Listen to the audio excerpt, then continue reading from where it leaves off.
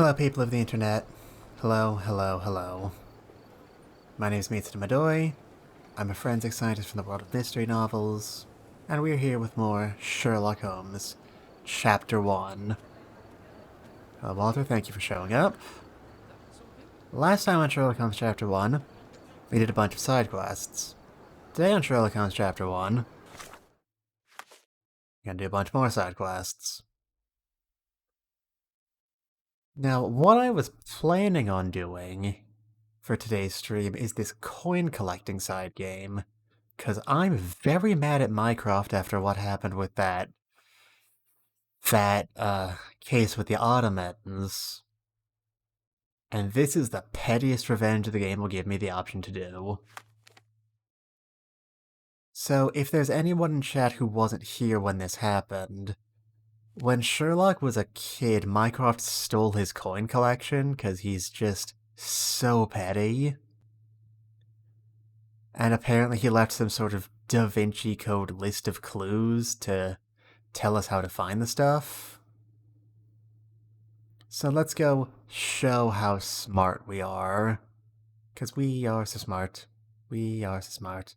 SMRT, I mean SMART. It looks like we can go a decent... there's not really any particularly...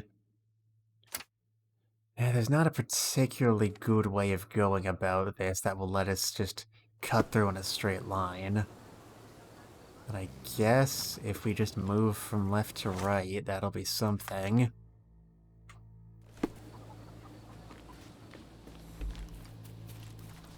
Let's see. Extra! Extra! The Heinrich maneuver. 15 years of jail for the referee of the blind duel. Von Cram refuses to admit his guilt. You there, good sir. What news from the north?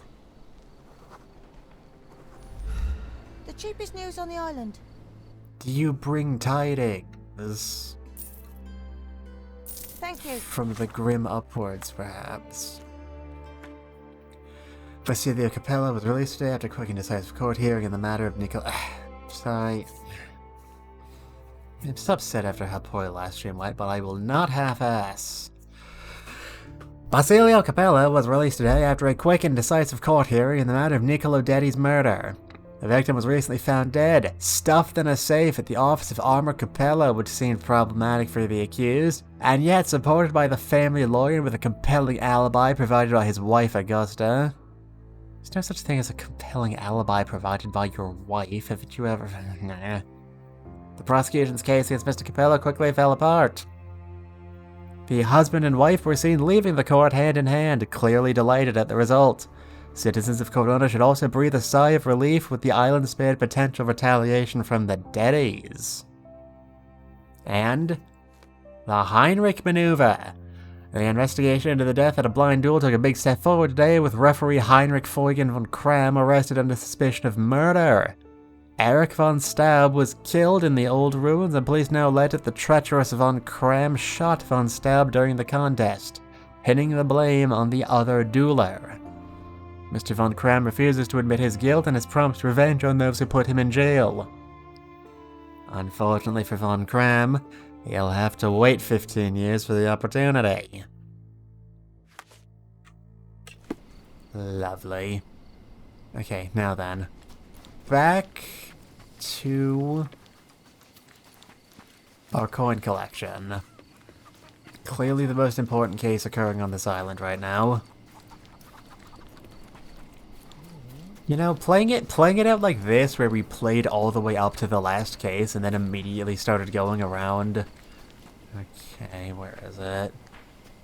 And then immediately started going around, just doing whatever side goings on we could find. It kind of feels like Sherlock is deliberately avoiding confronting the unfortunate truth about Mama Holmes' death. Which, I don't know, feels kind of realistic.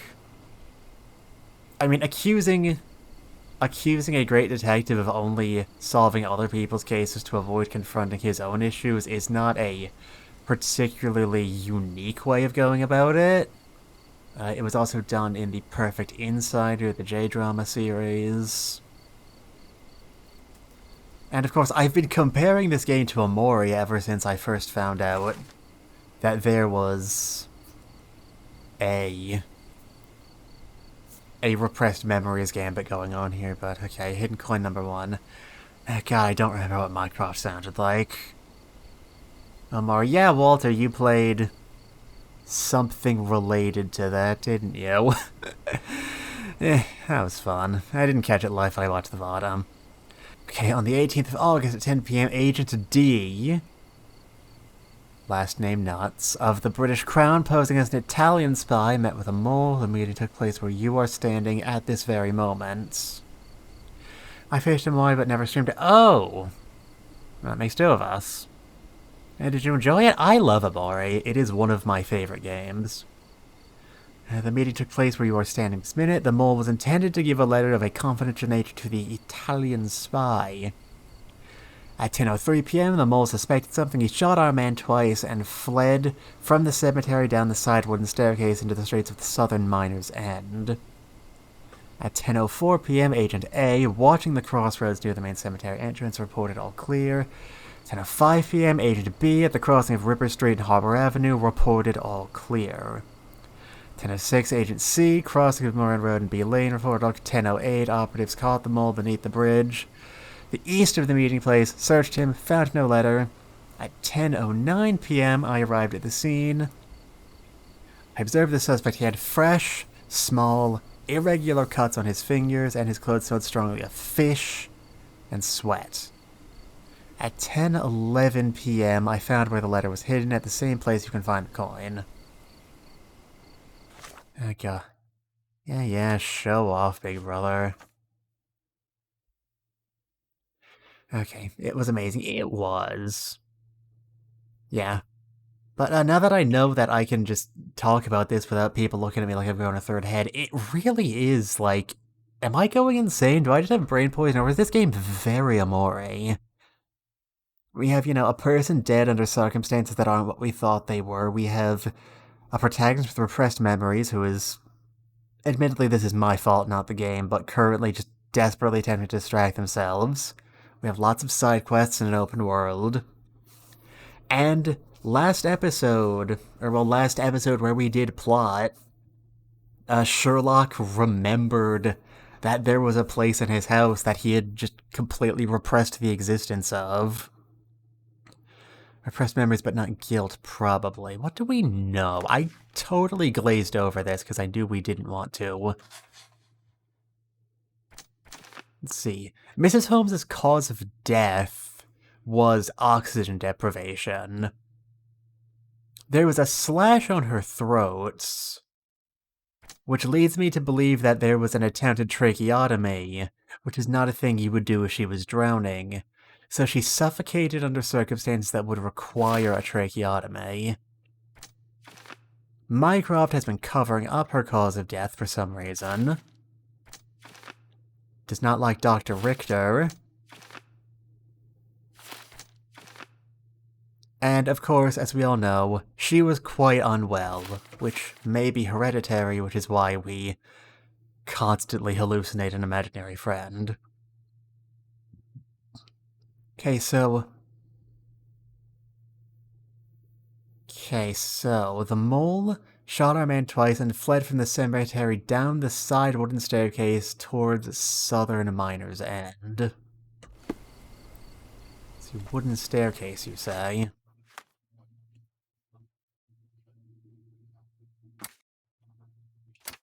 South is this way. Hey buddy, what's your story? Oh, you have epilepsy. Oh, don't worry, television hasn't been invented yet. Okay, down the wooden staircase.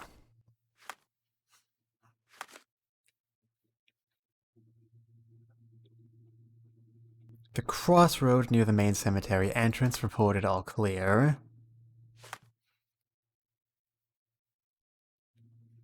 The crossing of Ripper Street and Harbor Avenue. Ripper Street, Harbor Avenue. Okay, so Agent A gave the all clear here.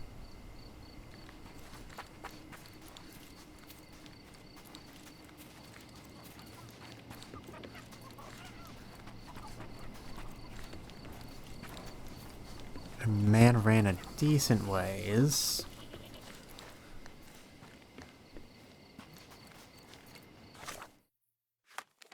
Agent B gave the all clear here.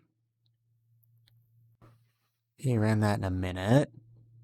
Agent C at the crossing of Moran Road and B Lane reported all clear.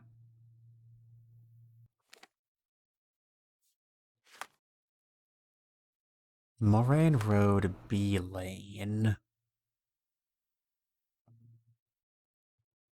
Moran and B. Moran and B. Which way did our boy go?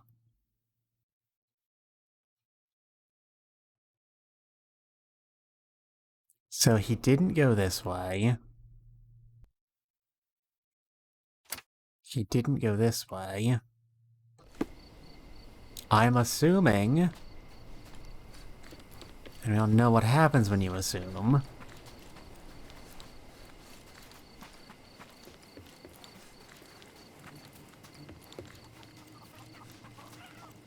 Gonna check up on all the locations and see if there ain't any physical evidence. Just looking at the puzzle we've been handed, I'm not sure if this is a find the traitor which of the three puzzle, or a just draw, put pins in the map and see where the opening is puzzle.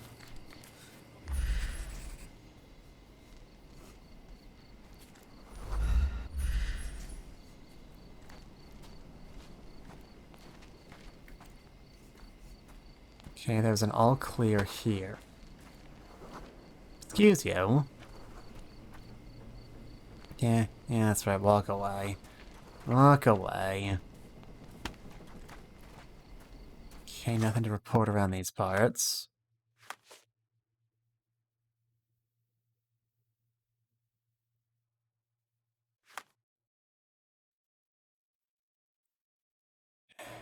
I gotta be thorough. This is how cases get solved.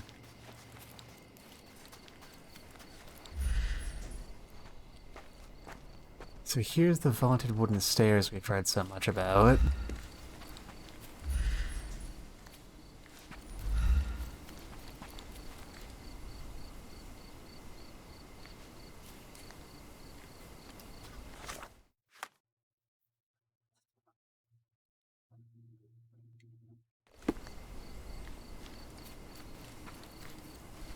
Okay. He went down.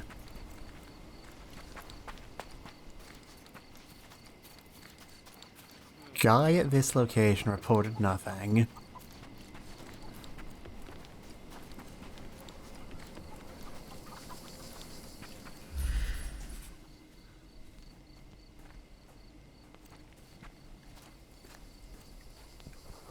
It's nice how Sherlock can tell that this guy was wearing a pork pie hat just by hearing that he's called Agent A.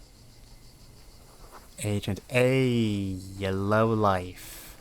Why'd you stop being allergic to seafood? Okay. So the Ripper Street and Harvard Avenue reports all clear. Moran Road and Beale Lane reports all clear. At 10:08 p.m. our operatives caught the mole beneath the bridge to the east of the meeting place. Meeting place. East. Caesar's Bridge? Is that what you're referring to, brother of mine?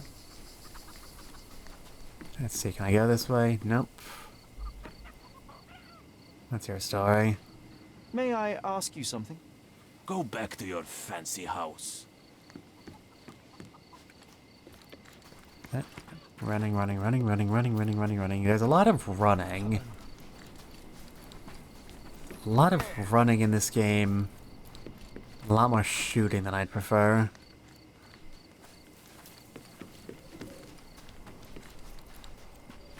Okay, we want to check under the bridge, so I guess going down like this would be the right call.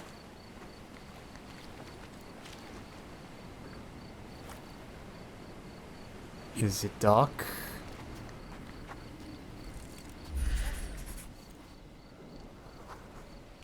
I heard the scratchy scratches.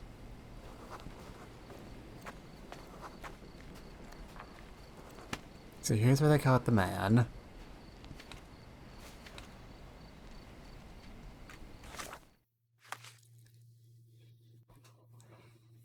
The suspect had fresh, small, irregular cuts on his fingers, and his clothes smelled strongly of fish and sweat. Okay, so I didn't see anything suspicious. In the people. So he went down from here. Didn't cut... Let's see. The intersection of Moran and B. The crossroads of Moran Street and B Lane.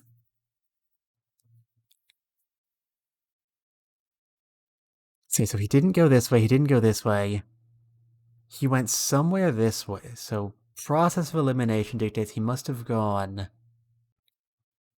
this way. Yeah, he must have gone this way, otherwise he would have had to circle all the way around, and there's enough time for that.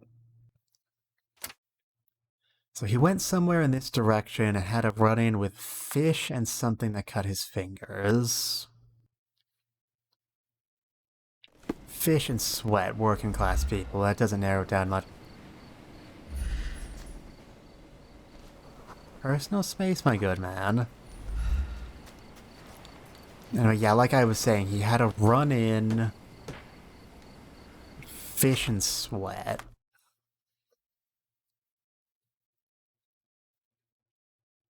There's a guard here, but we didn't hear anything about people along these routes.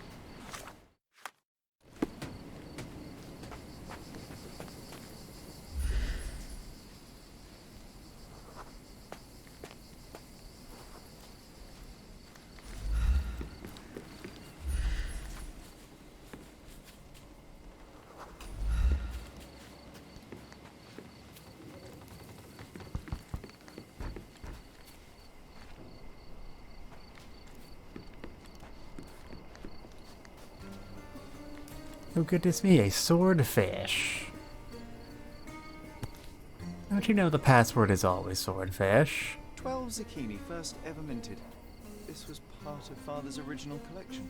He won it at an auction in Barcelona the same year I was born. No, that's sweet. Antonio Manuel de Vilhena, the Grand Master of Malta, one of the first to mint his own coin. They were rather short-lived, unfortunately.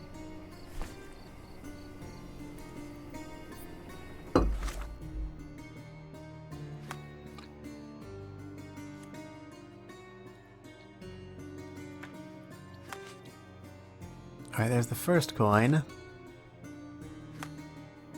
Now then, what the second? Yeah, we know there's plot at Stonewood Manor. There's not much game left. Now if we swing up to Miner's End...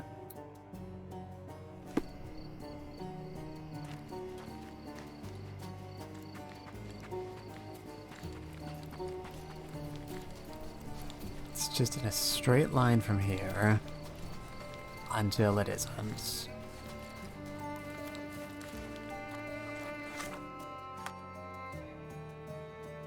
It's on the other side of all these buildings. I love the city. Circle around, head through here.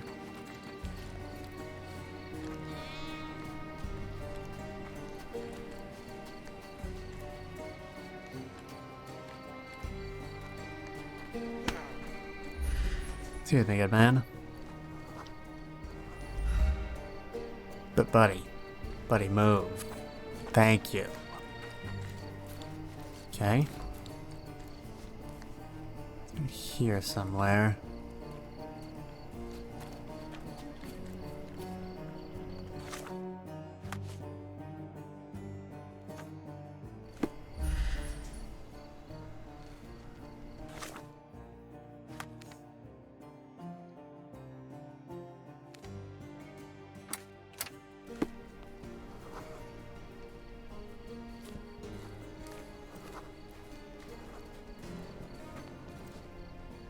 There you are.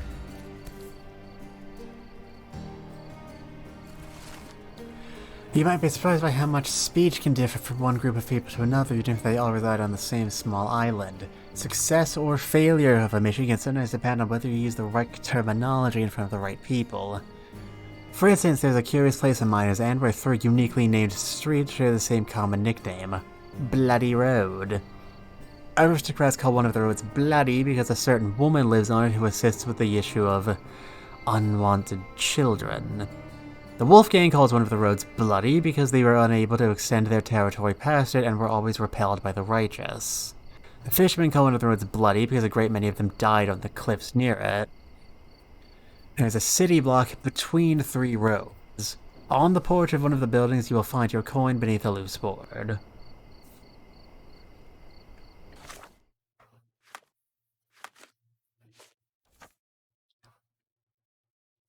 I'm gonna have to ask the locals for help on this one.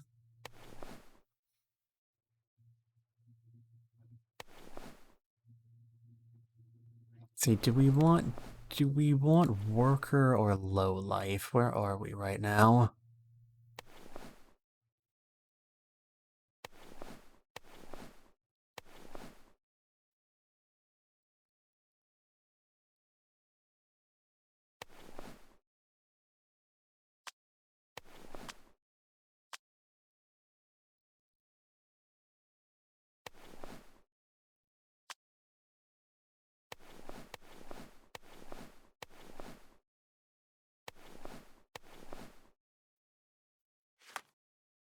Okay. Place in Miner's End.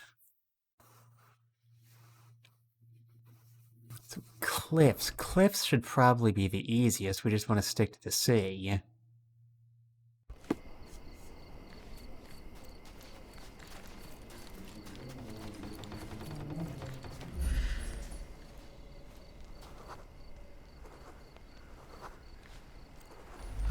Suppose either of you could help me with Do this. you know anything about this? Yes, friend. I know something about this business. So Bridge Road is called Bloody by the Wolfgang. There's Bridge Road. Here is Bridge Road. It's not far from here.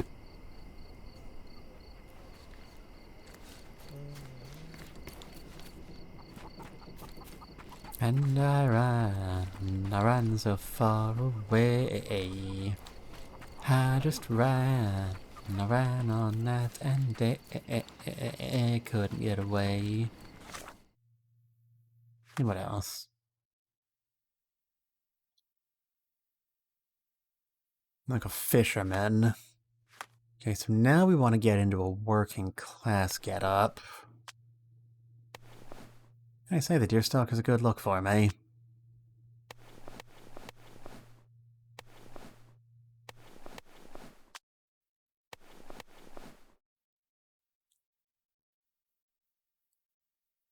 Oh, hi, truck.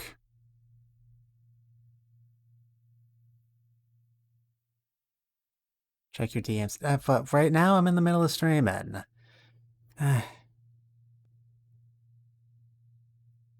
Truck, this had better be worth it.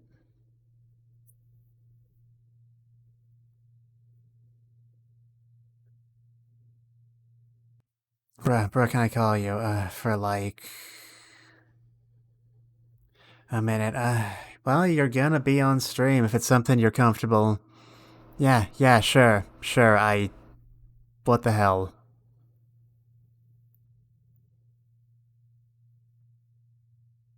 The hell, I'm easily amused. Turn on camera, share your screen. Truck, can you hear me? Can I hear you?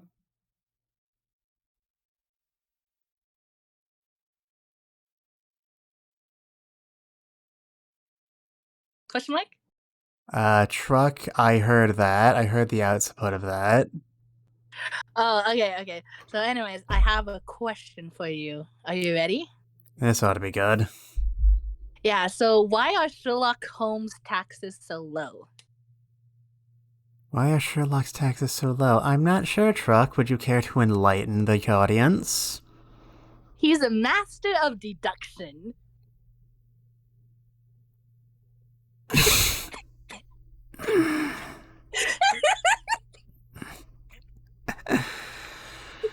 I'll let you go. Bye, bye, Mixer. It was nice talking to you too, Truck. Okay. Did that work? Did you all catch that? I desperately hope you all caught that.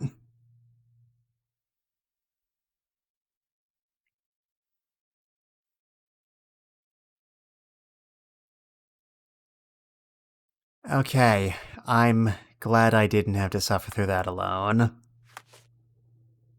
Okay, where were we? Right, gotta talk to a fisherman on or near Bridge Road.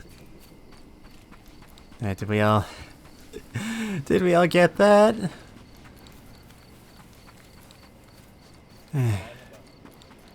VTuber_TruckJohn, everybody.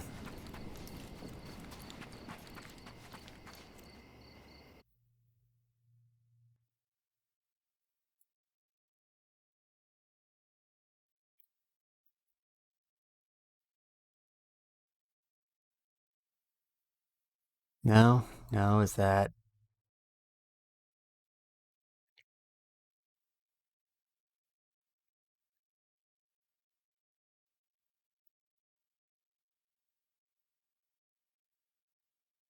TRUCKCHAN.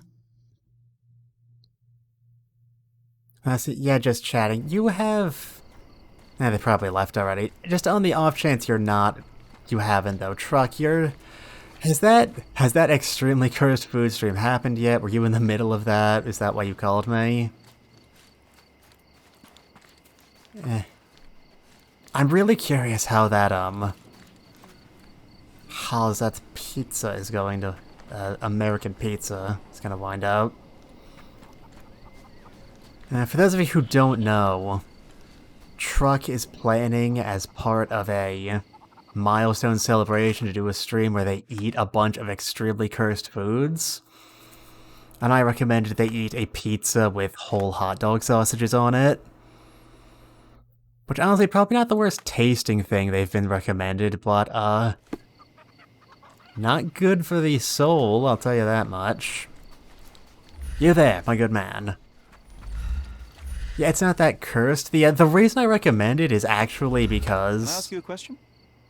Mate, I have to disappoint you. I know nothing.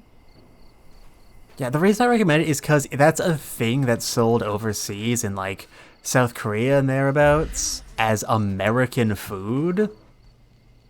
Okay, you're just a drunkard. You're Cadger.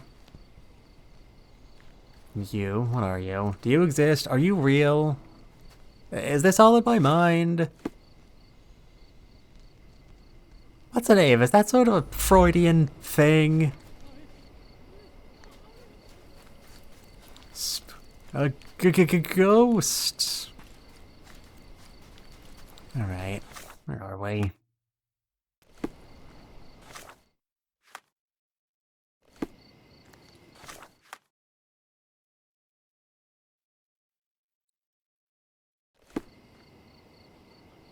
Okay, so Bridge Road is over in this direction. Now if you cook spaghetti, at least that's something. Spaghetti is, in fact, perfectly capable of meeting all the legal definitions of food. Yeah, it's pretty good. Yeah, I'm vaguely similar, Walter. I'm a sustenance cook. If you put a dish of something or other in front of me, a fisherman. Are you able to help me? Yes, I know about that, Why are you... friend. Okay, so we're looking for the intersection of Bridge, Hound, and a 3rd Street.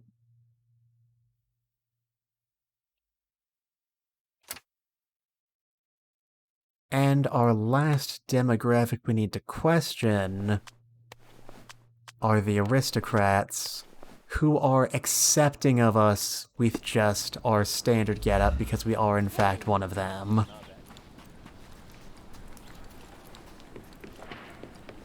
think we're more likely to run into an aristocrat.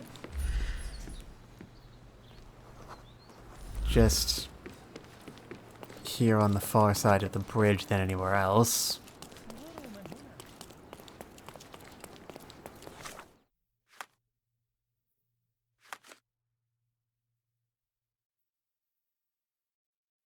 And the city block between 3 roads.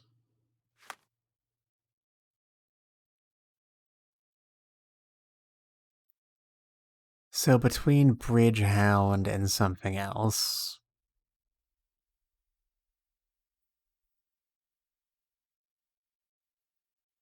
That beard you had before for some reason was popular with expeditioning researchers. At least I saw a lot of them with that exact beard. Is that so? That's interesting. Looks pretty simple, but... Okay, so the street we're looking for should be somewhere... Or rather, the block we're looking for should be somewhere in this abouts direction. The Church of St. Denis. That's your story. You're not really an aristocrat, but you're friendly to make me talk. I'm very sorry, sir, but I can't help you. Okay. Yeah, we need a real proper guy in a fancy suit.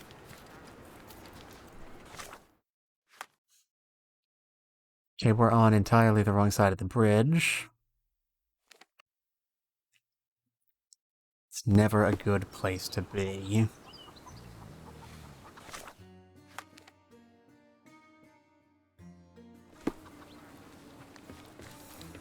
Okay, northward how?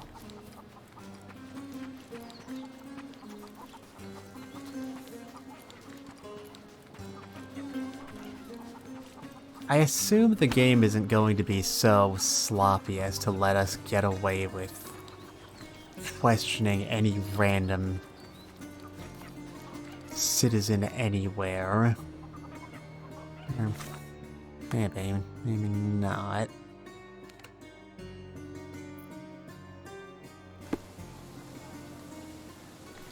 Back home.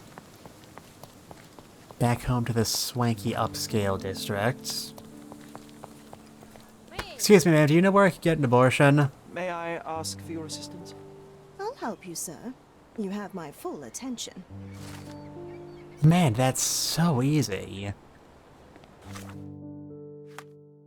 Okay, so we're looking for the street block that is in between Bridge, Hound, and Poe.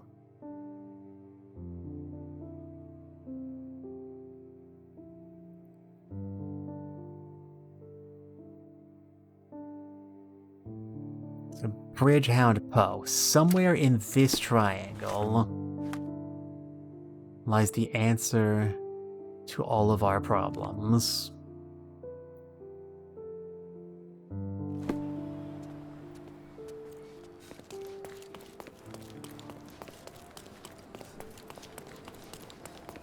Show off, you pompous fat. Actually, Mycroft. You know, it's funny, a lot of Sherlock Holmes, like, pastiche authors are very bent out of shape about, like... Okay, so it's on a porch beneath a loose floorboard.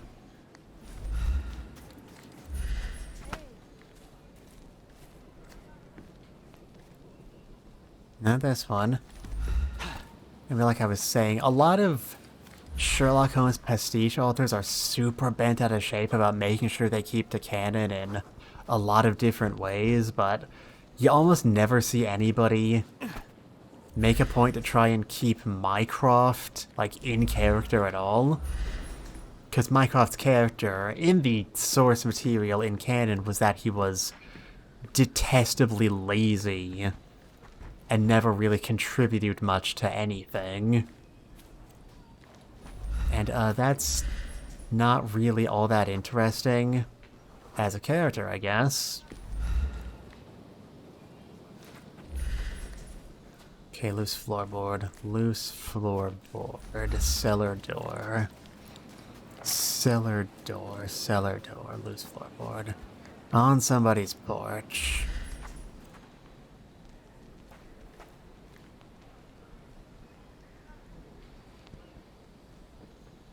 Bloody Road and Miner's End. At the intersection of the three is a city block. Coin is hidden there on the porch of one of the buildings.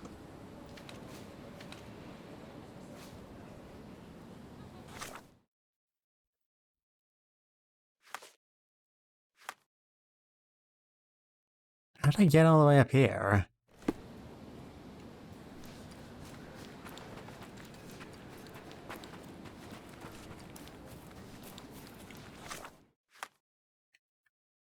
So here's the Poe Bridge Hound Triangle.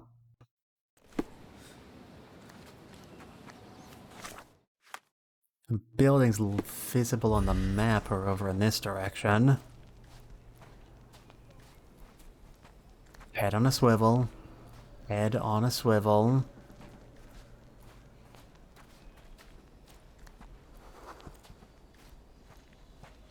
Come on, how many buildings with porches can there even be out here?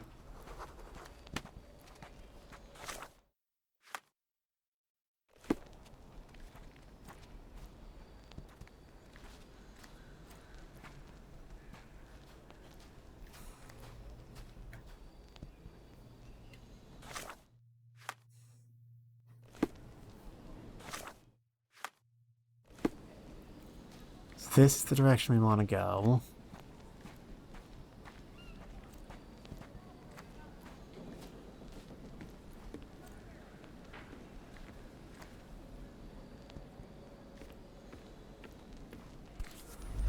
There you are.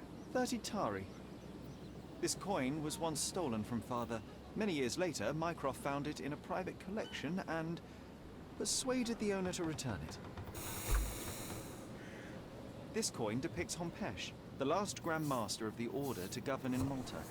I believe this coin was minted during the French occupation. Alright. Who's next?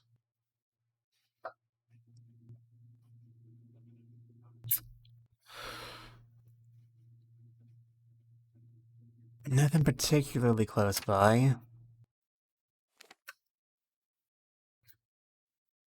Yeah. Yeah, I imagine you'd be better at that than I would, Walter. It's funny, even though I'm a big mystery fan, I was never really into... He probably got out of his way to collect that coin. Yeah, he probably did. Anyway, yeah, it's funny, even though I'm a really big fan of mysteries generally, I've never gotten super deep into Sherlock Holmes or Sherlockiana. I've read a few of the, original Arthur Conan Doyle stories, but I'm pretty sure I never finished them.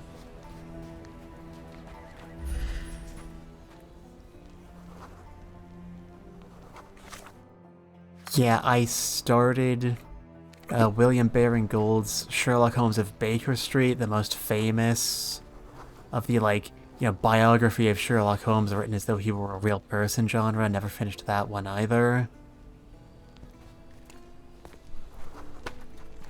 I've read a few pastiches. Right, it's here somewhere. Yeah, I've read the Sherlock Holmes stories of Edward D. Hoke. And a few others I didn't care enough to even remember the name of, but... All soldiers need to unwind from time to time. Every good general knows that. There's a place in Silverton inside an abandoned warehouse where soldiers come to gamble. The location is well known to both officers and soldiers, and they call it the Black Goose Club. I hid the coin inside, and to get it, you'll need to always bet on black. Dress up as a naval man. Just hope nobody notices that's the wrong hat.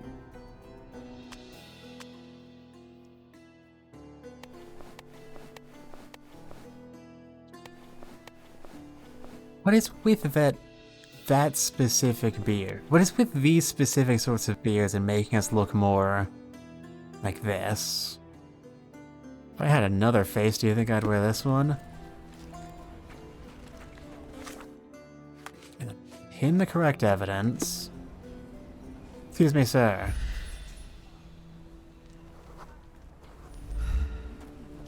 Like Poirot, like You mean like Poirot? Like Hercule Poirot? No, Poirot didn't have a beard. Poirot had a mustache. Help me, please. Ah, I know this. Yeah, let me help you. The club used to be in a warehouse on Grange Street northeast from the crossing with Evernote. However, it was closed a long time ago after General Ridley allowed the local garrison a little more freedom in choosing the entertainment. General Ridley. Mycroft.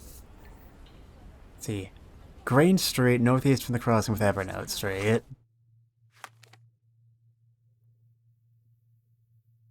Let's see, here's Evernote Street. Silverway, Engineers Lane. Boscombe, Magpie, Mercury. Blacksmith.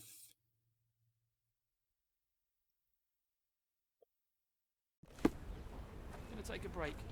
Hello.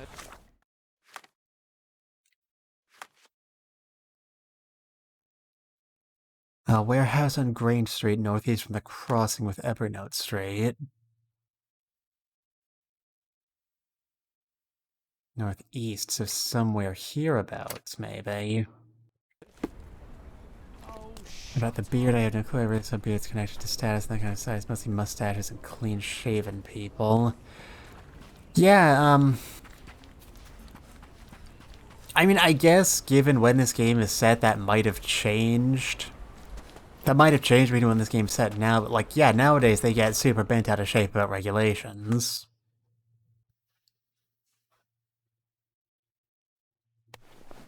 Yeah, I've never served, but, I know people who have.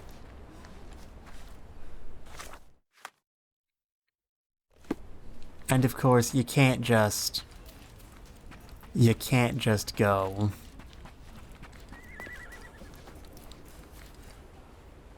Can't just go doing your own thing, really, in any circumstances. I'm sure if Ventus were here, he could tell you more than I could.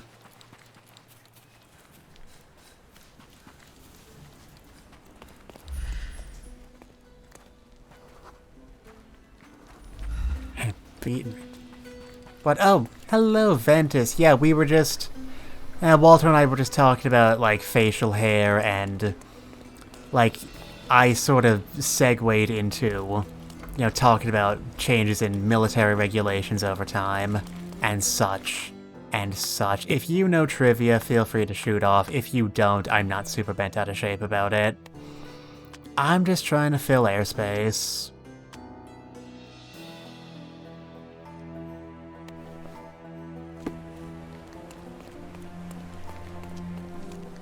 Hello, gentlemen. May I step inside your warehouse? Can I ask you a question? I'd help you if I could, but I know nothing.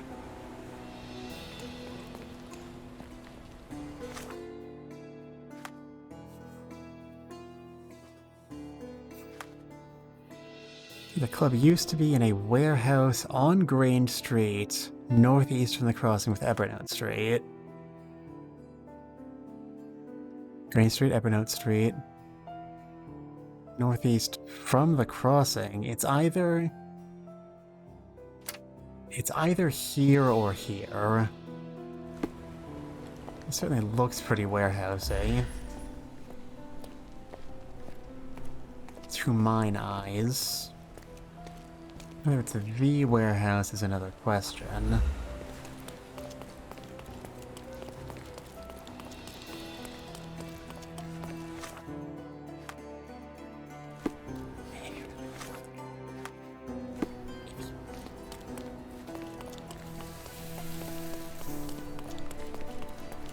There's a very unfortunate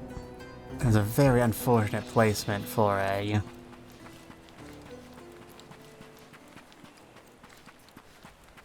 for a northeast from the crossing direction. Because, like, basically everything is northeast from this place.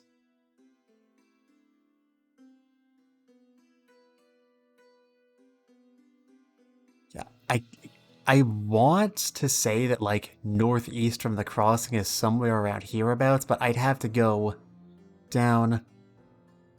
The branch I'm most familiar with is the Navy. Mustaches are allowed, beards are allowed for special forces to blend in better on deployment. Besides that, uniform changes every so often, but an admiral wants to try and make a mark on his or her record.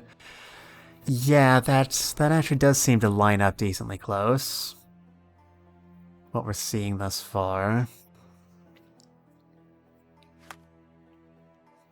I guess, yeah, we're wearing naval officer's uniform, although the game works on just sliding scales, so that same beard would also make us look more like a enlisted just servicemen if that was the outfit we were wearing at the time. Oh well, I'm projecting intention that the game mechanics did not actually have.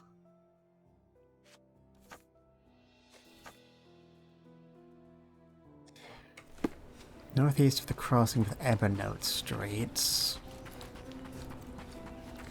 Or possibly Evernote Saint. We don't know what that's meant to be an acronym for. That's a cliff.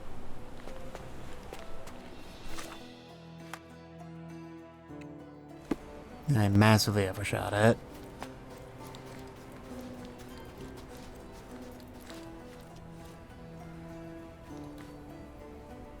I gave a few years before mustaches are ruled out again.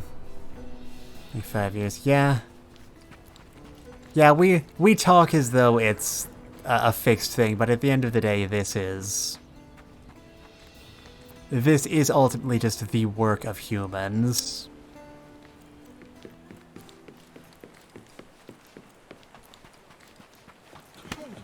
Pardon me, sir. Okay, so the warehouse itself is on Grange Street.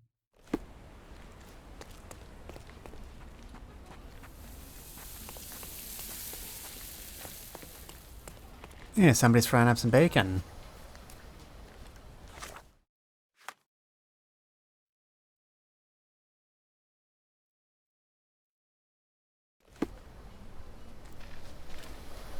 Is this still Grange Street? It is, so we're looking for a warehouse hereabouts.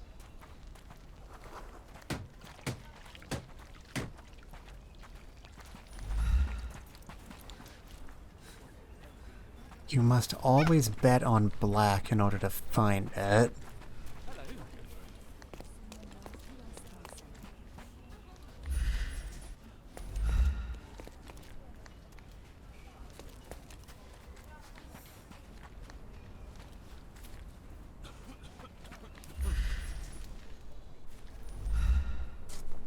Johnny holding up alright?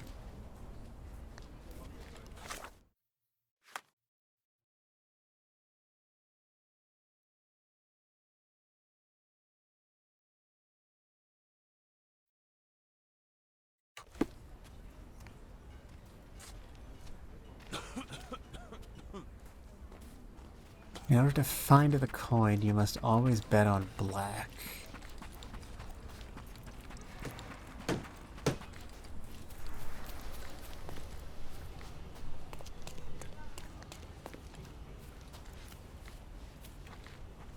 No entry private property.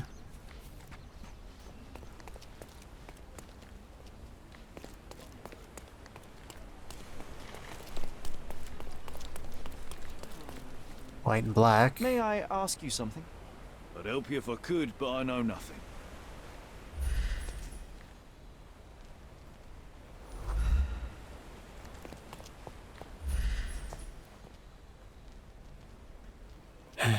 Darn, I remember how I got myself military patches. A soldier was riding on the same train with me, and he received news that regulations changed, and now he had to have no right to wear his patches. He had to since the service was over.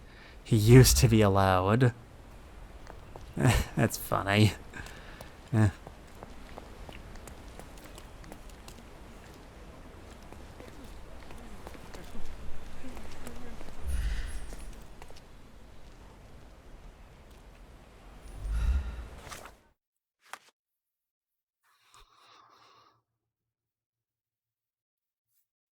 I hid the coin inside the Black Glues Club. To get it, you'll need to always bet on black. The club used to be in a warehouse on Grange Street. On Grange Street, northeast from the crossing with Evernote Street.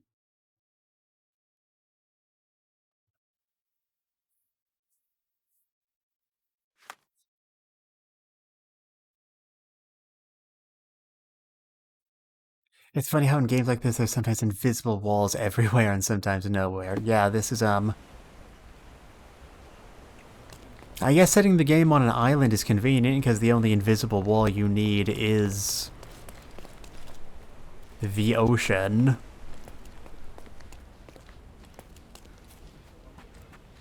And also this wall.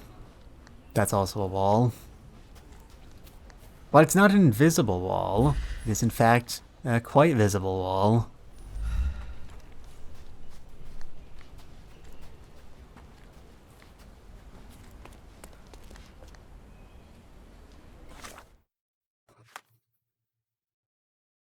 Is this still on Grange Street? I'm not sure. Or is this the crossing with Evernote Street they meant? So we should be looking over there somewhere? There's two crossings from the same street to the same street. You gotta be more specific about these things.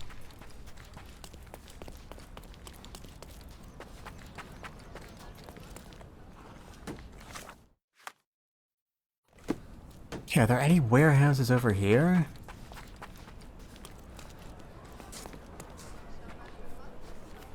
Don't look like no warehouse I ever saw.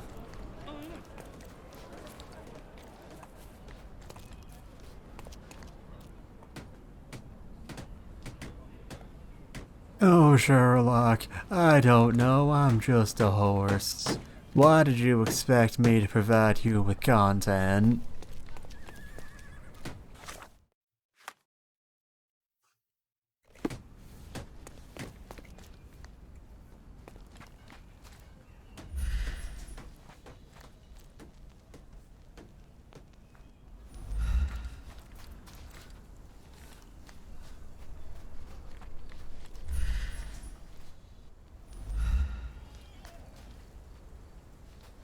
Yeah, pretty sure that graffiti is written in a language I can't read, and also possibly not just a language at all, but just like Simlish. Is your club used to be in a warehouse on Grand Street, northeast from the crossing with Evernote Street? A warehouse on Green Street, northeast of the crossing with Evernote Street.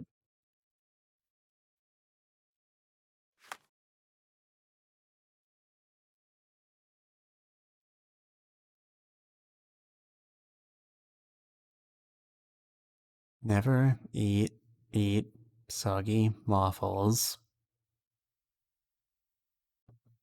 So it's either hereabouts or hereabouts.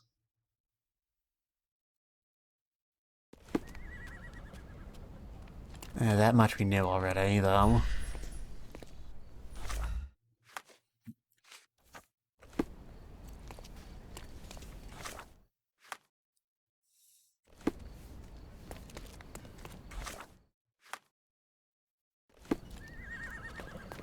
Finding a warehouse should not be that difficult.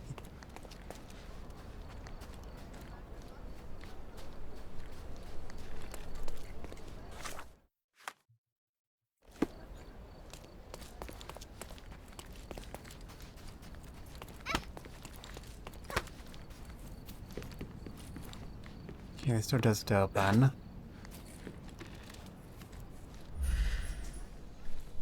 There's nothing interesting here.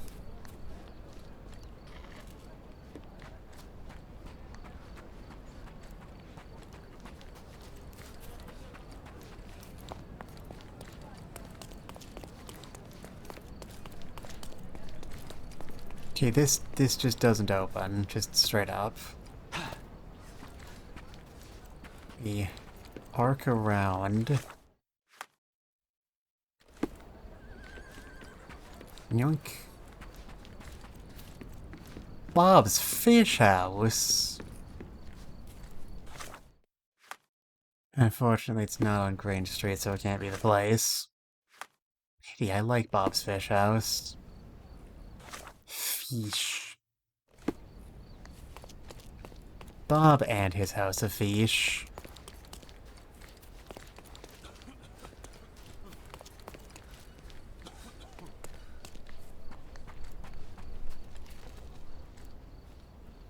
Or you, was your story?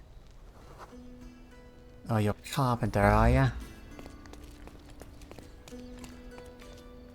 Do you know anything about this? Bad luck, sailor. I don't have a clue about that.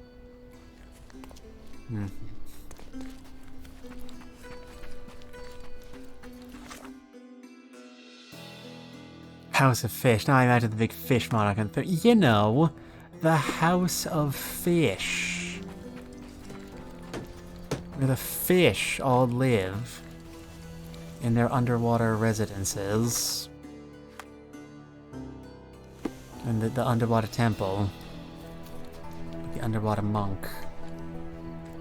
There's underwater farms and underwater monk. He sleeps in the sea in an underwater bunk with mirrors of rallies, underwater hunkies, and underwater. We've switched places since the last time I was here.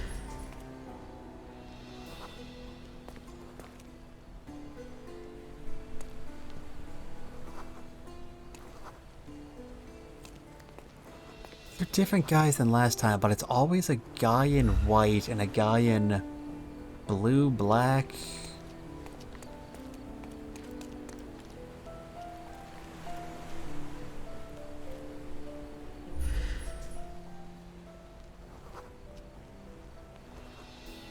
May I ask for your assistance? I don't know, but I'm sure there are others who'd be glad to help a fella in uniform.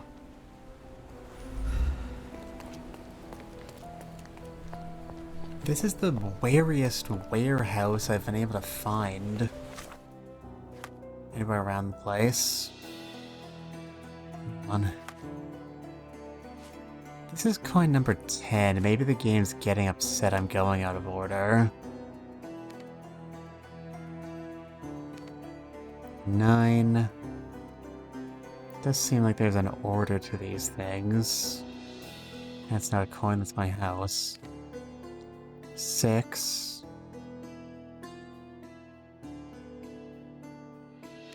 Number 5. Number 4. Here's coin number 3. Let's... Only one uniform should be worn at a time. Spring and summer whites, autumn, winter, and blues. To be fair, Ventus, those guys are different guys from different militaries. One of them was an Englishman, one of them was a Frenchman.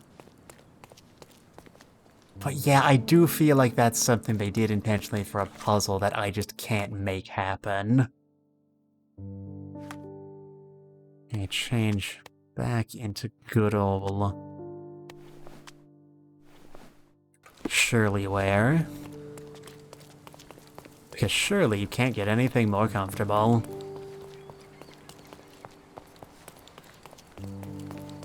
Yeah, why do fictional characters always dress so fancy? You know, when I was... Oh, that makes us different climates, different uniforms. Yeah.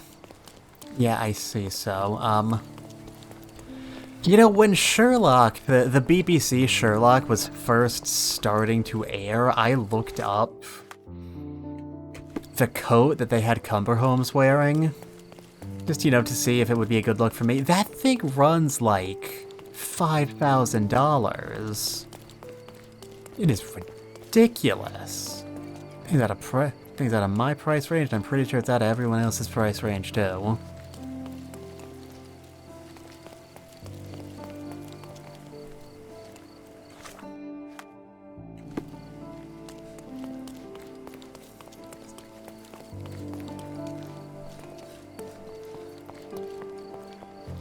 Right? Let's see if you don't have something for us. There are two locations at Grand Surrey that caused a great deal of trouble over a long period of time for the local police patrols. The first is situated at the spot where you are reading this note. The second is at a similar structure near the crossing of Vernay Street and Baskerville Street. At midnight, a group of vandals would regularly leave obscene graffiti depicting local aristocratic families near one of the 2 points. I studied these occurrences and noticed the following details. Alright, strap in, this is the important bit.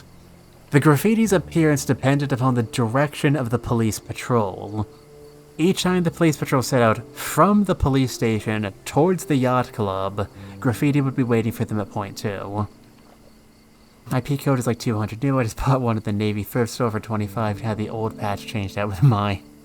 Yeah, I'm not super bent out of shape about clothes. As you can probably tell by looking at me. Yeah, I basically never spend money on clothes. My folks are the sorts of people who give you one every time there's a gift-giving holiday around, so I just wear what I got.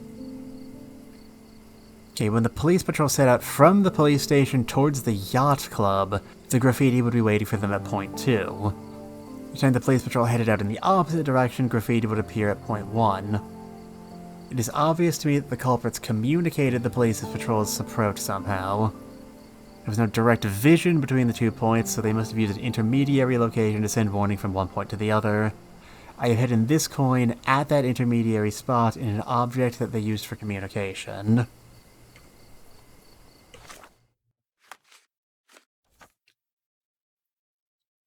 So from Vernay to Baskerville.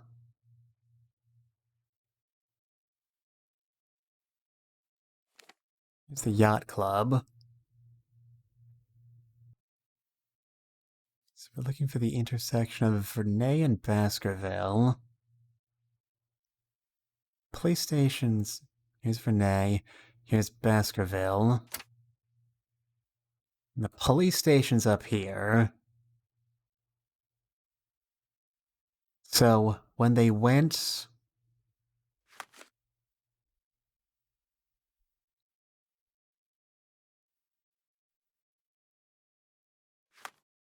So when the police patrol started here, went southward here, they would find graffiti here where we are now.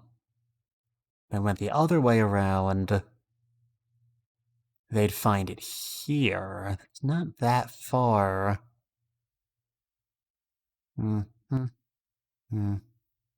It's a bit closer.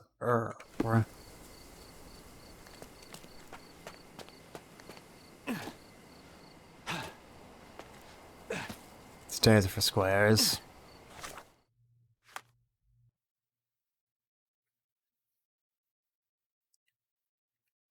So yeah, it looks like they did hook around this way, go up Baskerville.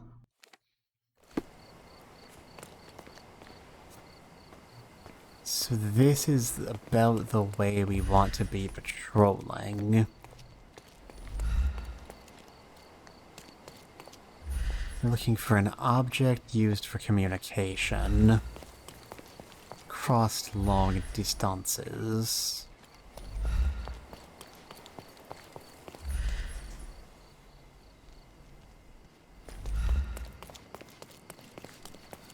Bet you can hide a coin inside of it, that doesn't narrow it down in the slightest.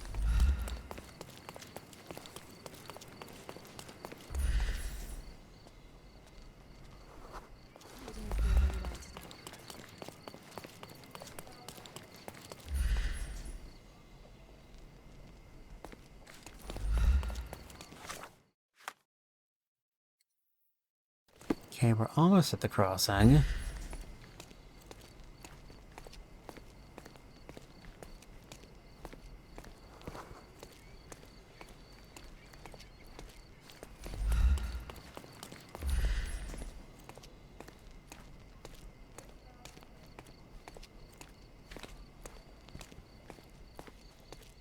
Vandals only struck at night.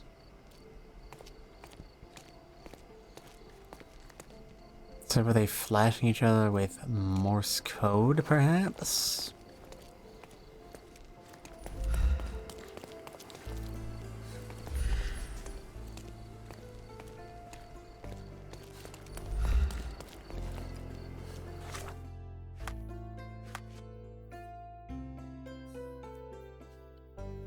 The second is at a similar structure.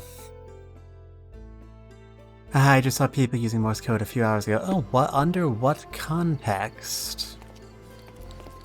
Okay, this looks like the place where they were.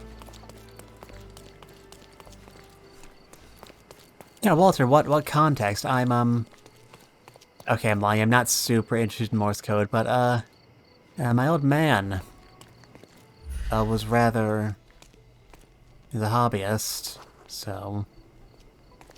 he's a Turkish diplomat.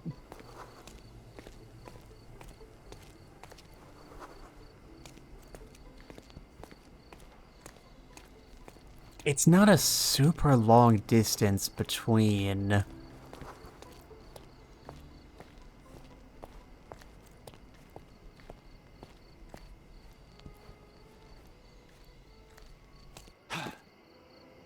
It's not a super long distance between points A and B. So they would have had to do...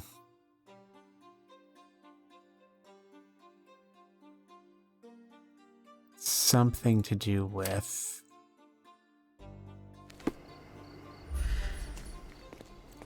the entire town just lost electric power. Oh dear. People started using phones to talk to each other in Morse code by using flashlights on their phones, blinking lights in windows in our yard. And the power's back, thankfully. Well, that's good. I guess it's a...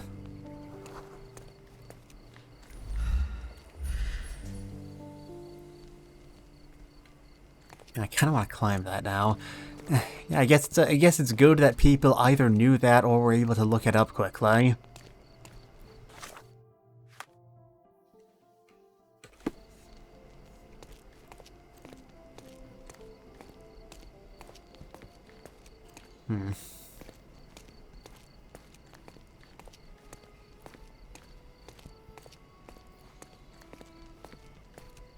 Yeah, knew it because mobile internet died with power. Yeah, I see. And Morse code. Yeah, I don't speak it myself. I'm not used to going without internet long enough to need to look stuff up. Is it mayhaps up on that bridge?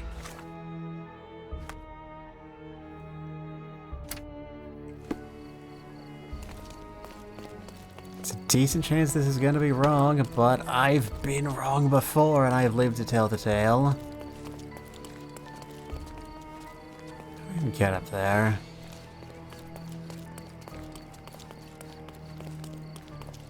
Oh, why is it so tall?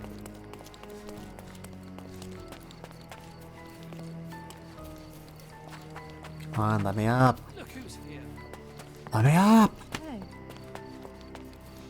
I used to know it because I played a lot of ARG stuff, but my memory fails me. Yeah, yeah, I was building up to something similar. I don't do ARGs specifically, but, so my sister owns Keep Talking Nobody Explodes, and we played it a lot back when she first got it, so I didn't really have to memorize it because I had the case open in front of me whenever I needed it, but I did sort of start internalizing stuff.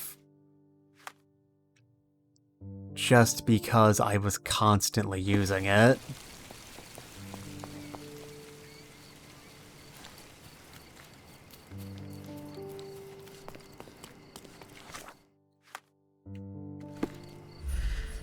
Okay, it's starting to look like there's absolutely nothing up here. Except a lantern. Hello? I'm a genius. One of a kind made as a proposal to the British Secretary of State. This design was rejected, and all successive copper coins had a seated figure of Britannia. A British grain to replace the habit on Malta. Mother had a relative in the Maltese government who gave this unique coin as a wedding gift.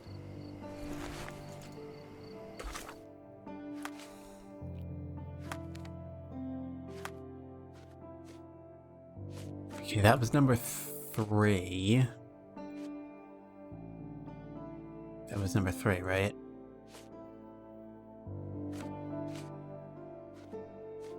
Yeah, that was number 3. Number 4 is located on Gallifrey Street.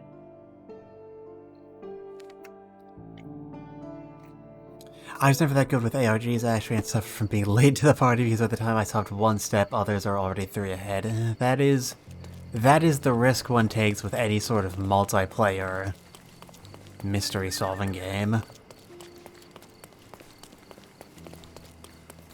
Yeah, it's like looking up spoilers on the internet. There's always somebody who's gonna get there before you.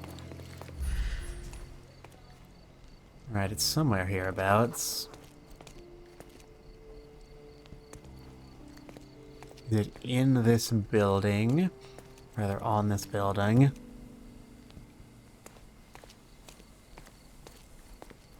That's just a door. There it is. It's just been sitting here for 10 years. There's a time somewhere in 2018, I think, when there was a boom on ARG YouTube series. That feels right, but I wasn't there. I mean, I was there at the time, but I was not moving in the correct circles to really be super deep in. Here at the building where you found this note, I once had an encounter that showed me in practice that luck is supremely unreliable. I was intended to meet with a contact who knew the names of some high-ranking foreign spies inside the Cordona military. I was waiting inside the building when I heard a distant gunshot. I looked out from the front door and saw my contact dead on the street below. I observed his wounds. Judging by the bullet's entry point, he was shot from a northwesterly direction from a very high vantage point. His shooter was exceptionally lucky. The bullet hit an artery and his target died within a matter of seconds. I quickly deduced the bullet from where the shot was made. I ran there and saw a police officer who was questioning a suspicious man in ruffled clothes near the gate at Vernay Street. I noticed gunpowder residue on his hands and realized that this was our shooter, held by an overly diligent policeman. A pure accident, but one that demonstrates how luck can turn in an instant. However, the shooter was carrying no gun. Knowing where he shot from and where he was stopped by police, I easily found the place where he disposed of the weapon. That's where you find your coin. Search between the roots of the smaller 2 trees. Okay. And my favorite was, I think, Cat and Ghost. It came with a minigame you need to complete to get clues, and there were clues in videos itself. Yeah, never heard of that. Never heard of it. ARGs...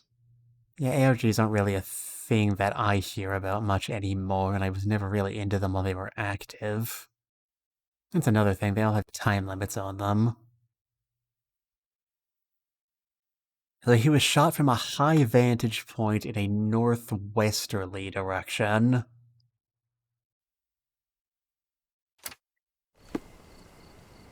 A high vantage point in that direction.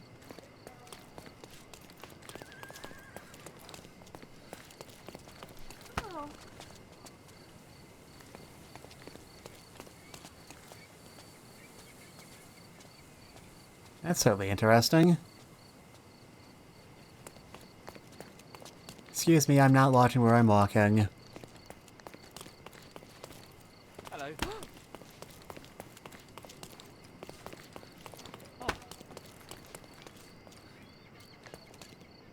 Yeah, I think they mostly died off for now, but some vague stuff does pop up from time to time. Unfortunately, it turns out to be unfinished and abandoned RPGs. ARGs. Ah, jeez. Ah, gosh. Ah, criminy.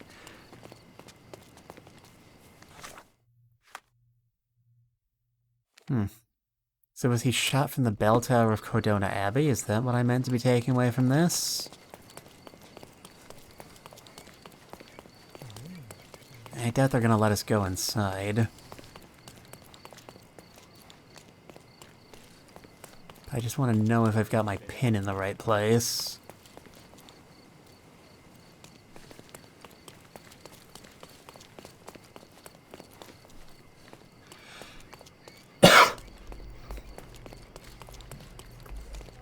Yeah, I can't go in.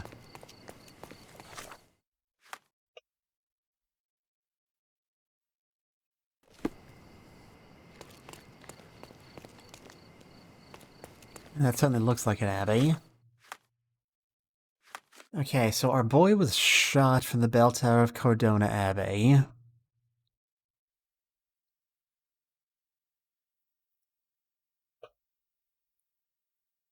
And the victim, or the culprit, was arrested near the gate at Vernay Street.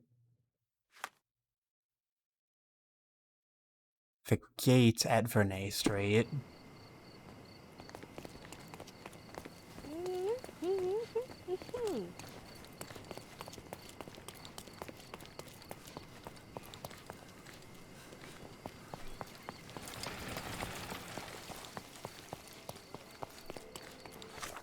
Look, the cutest thing you'll see all day. Hamlet staged by children. Ooh, Hamlet. That's interesting. Certainly a fan. Don't like the idea of a play performed by children in a mystery story. You just know if that was an adult performance, someone would wind up swapping the knife with the real gun, with a real knife, and what's his name, Polonius would wind up stabbed to death behind an arse for real. It's so easy.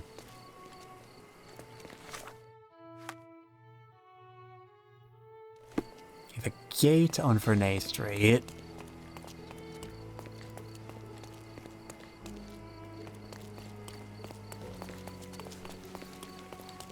The gate on Vernay Street. I mean, it seems to my mind that there's a decent few gates around these parts.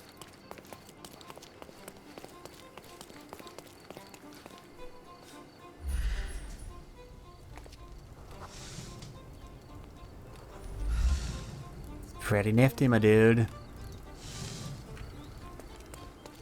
Good for you. Yeah. Gate on Vernay Street.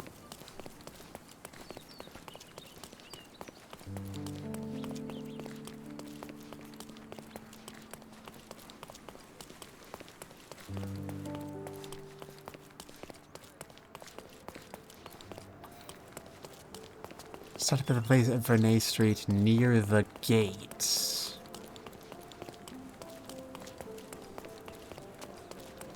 What is the gate in this equation?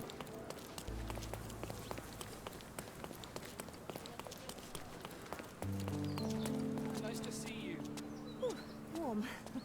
It's funny how in this game everyone mostly talks normal, but random NPCs sometimes decide to just start talking Simlish. Considering the amount of, like, Cordona as, you know, colonized multicultural space points they've done in the game, I think those might just be, like, foreign languages. I mean, we've been running around the island, we've seen Swedish guys, we've seen Italian guys, we've seen the French. We've seen all sorts of Africans. Mediterraneans. Okay, seriously, what do you mean the gate?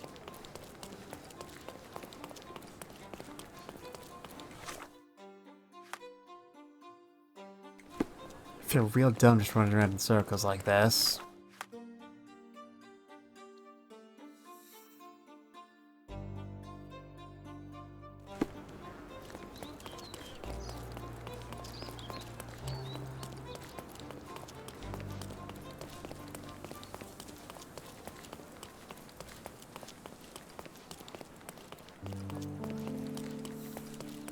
Do you mean this gate? Did you, like, do you mean, like, he got caught right outside the gate, too?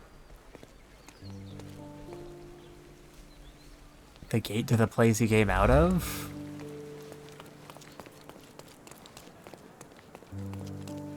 Where he shot the man with the bell tower? Because, that would be hilarious. So then where did he dump his gun?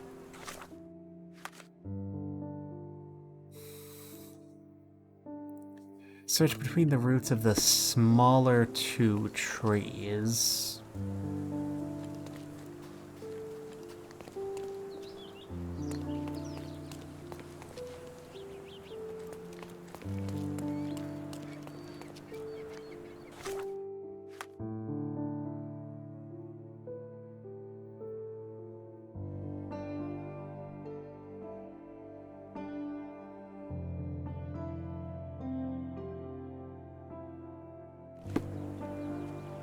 I mean, if we're talking about trees, the most logical suspicious point is in this park. No, thread the needle, thread the needle, thread the needle.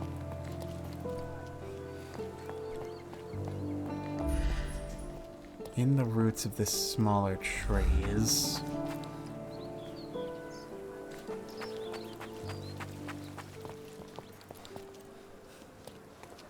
See, the big sticking point here is that the game appears to not be letting me get at the trees.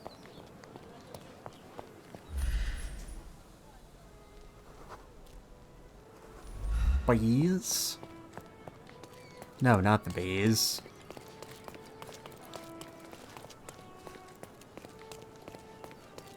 This freaking church has too much land to itself. Share some for the rest of us, buddy boy.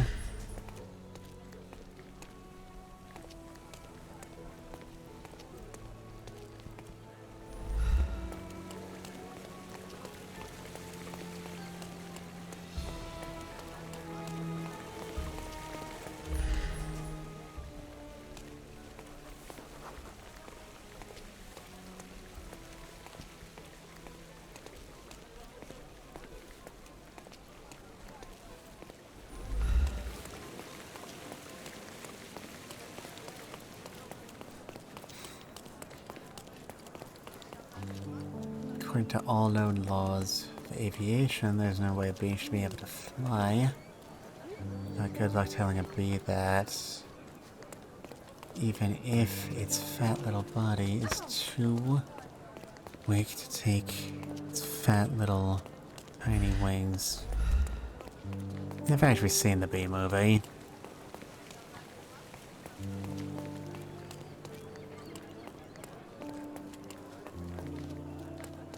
I'm very secure in my belief that that clock tower, or bell tower, or whatever shade of tower that is where our guy is.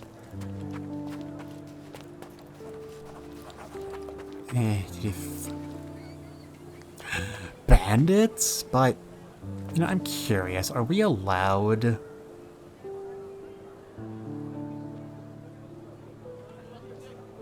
Are we allowed to skip these? No, we're not. Gonna have to fight it out the old-fashioned way. I'm coming.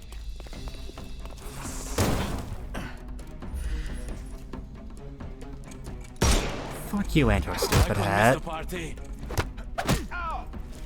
Too simple.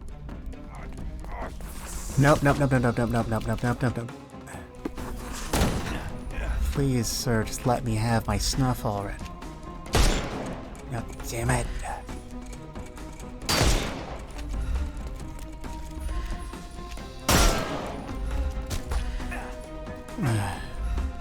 Move it, buddy.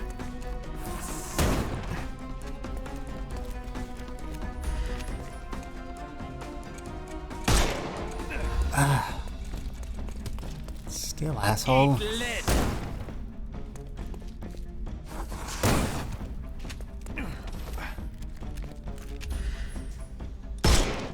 The snuff's ready. Yeah, no, no.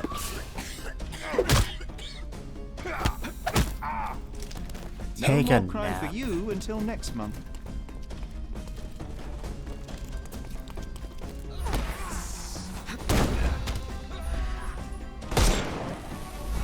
I couldn't miss the party. Slap. Bother moving. I'll put you 6 feet under.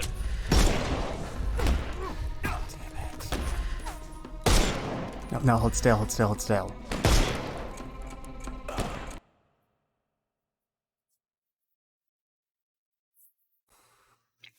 What kind of gun that guy had? It looks like a shotgun, but shoots like some sort of lock. Yeah.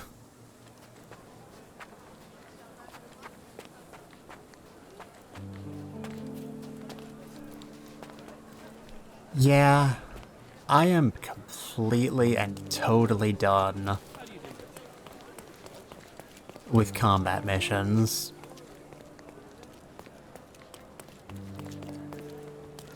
I like almost everything about this game, but the shooting sections are miserable.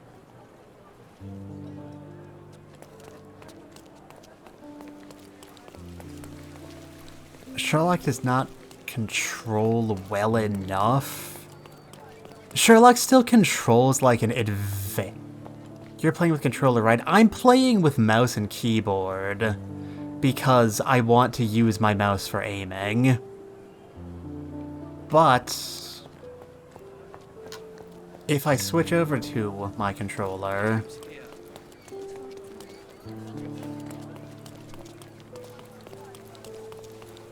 yeah, I don't think this feels noticeably better.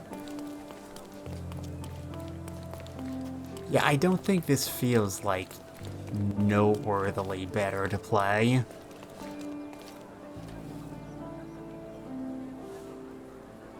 You can see on the expand menu.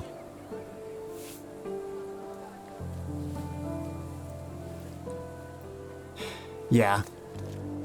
Yeah, I was in the process of saying Sherlock still controls like an adventure game protagonist even during the shooting game sections. And that coupled with how miserably tiny the weak points you're supposed to be aiming for are, it's not great.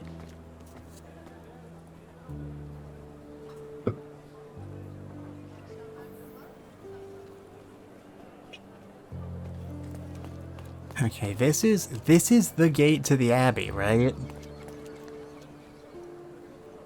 Unless there's another gate here that I'm not seeing. Yeah, sometimes it feels like the hitboxes are a little smaller than the visuals, which is not how that's supposed to work. Smaller hitboxes are supposed to benefit you, not the guy shooting at you.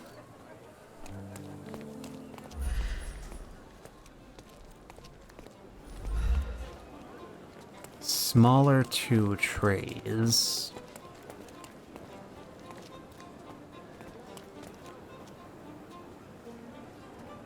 At Vernay Street near the gate. They say the gate as though there's only one.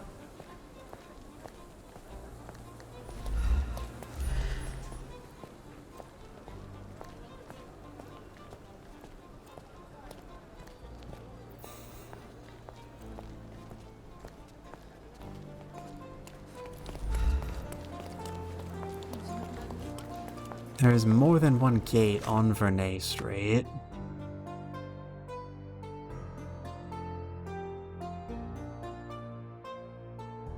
So Vernay Street stretches all the way out this way. I hadn't seen that earlier. Where did our guy flee off to?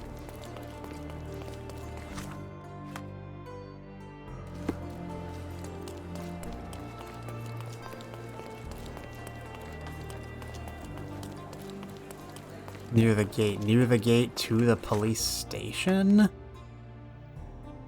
No, the police station isn't on Vernay Street.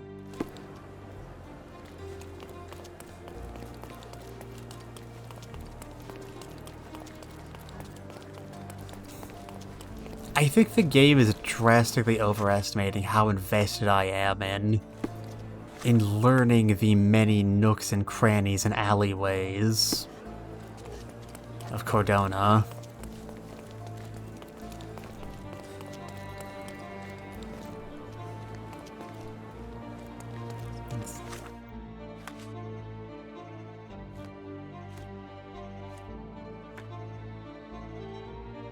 Part of the governor's commitment to increase tourism. Was there something? Nope. It's a collective on side quest, so it's kind of implied. Yeah. But I mean, all the streets are named after just, like, stuff from Sherlock Holmes canon. I'm not gonna be able to remember Vernay Street when there's an actual Horace Vernay, the real artist, taking up space in my brain attic.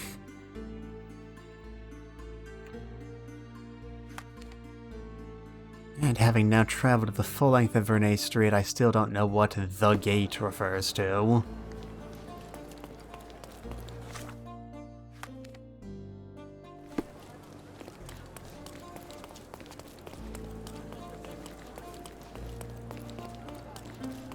The gate. The gate, the one singular solitary gate. Between the smaller of the two trees,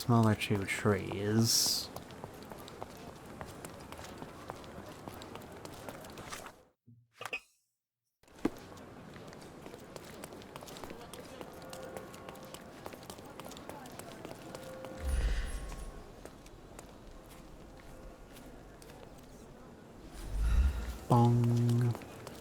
Bong.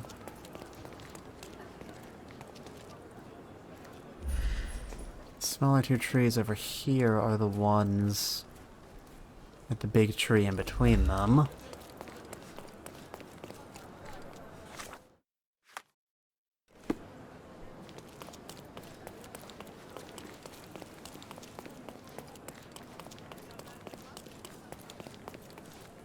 The only idea, literally the only idea that I have for what the gate means is the gate to the crime scene, because they're making a point that our guy is unlucky. Even though he already dumped the gun, he was grabbed by just a random, overly diligent police officer.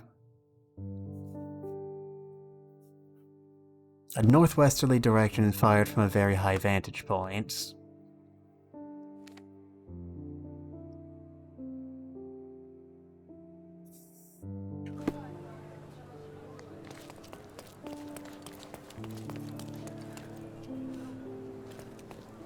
Like, say, the Tower of this Abbey.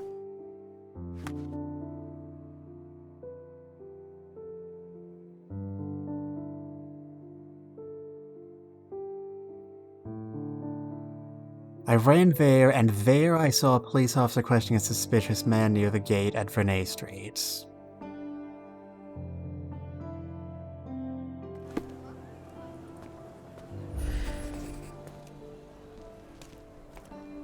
Yeah, here's where the guy was arrested. So he must have dumped his gun somewhere nearby.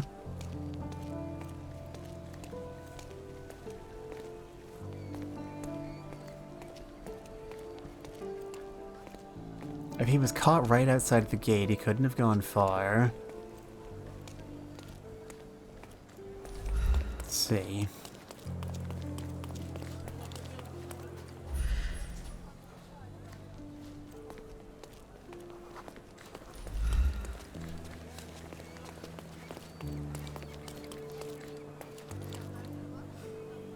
Bandit Lair's over there.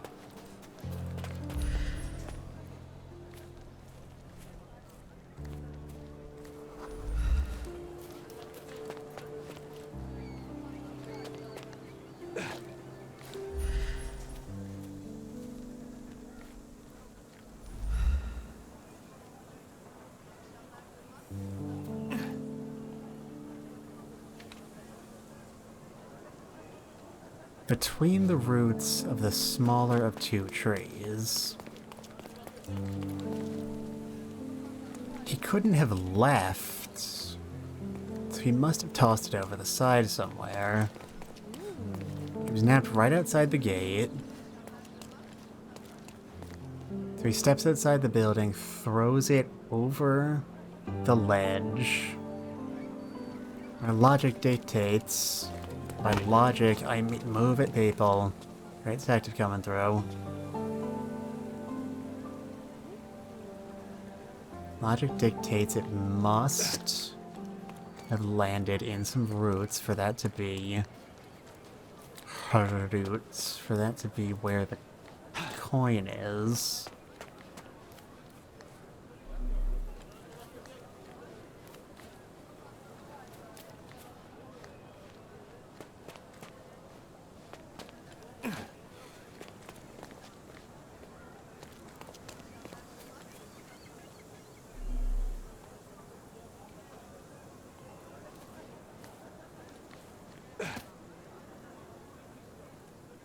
Fence fires back up over that side.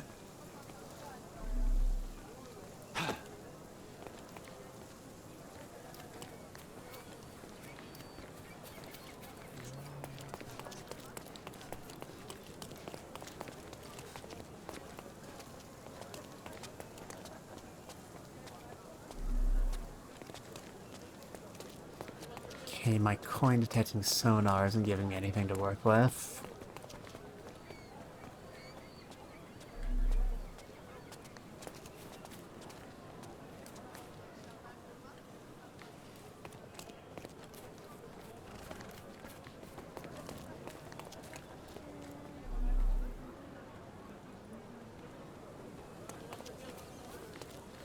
Hey, nothing. I'm pretty secure in my logic. He fired from the tower, he was nabbed at the gate, he can't have left before dumping it, so the only place he could have dumped it is inside the fence, which the game won't let us go to, so that can't be it. Or over the area without any fencing.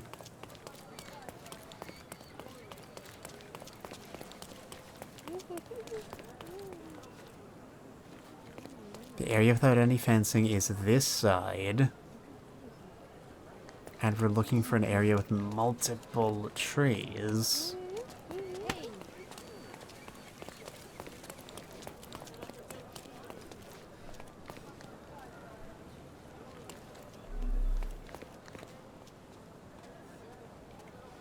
Tis not there.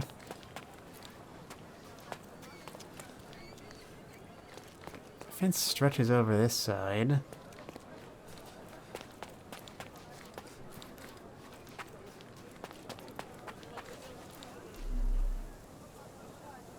And this Frita Bandito's lair isn't giving me any favors.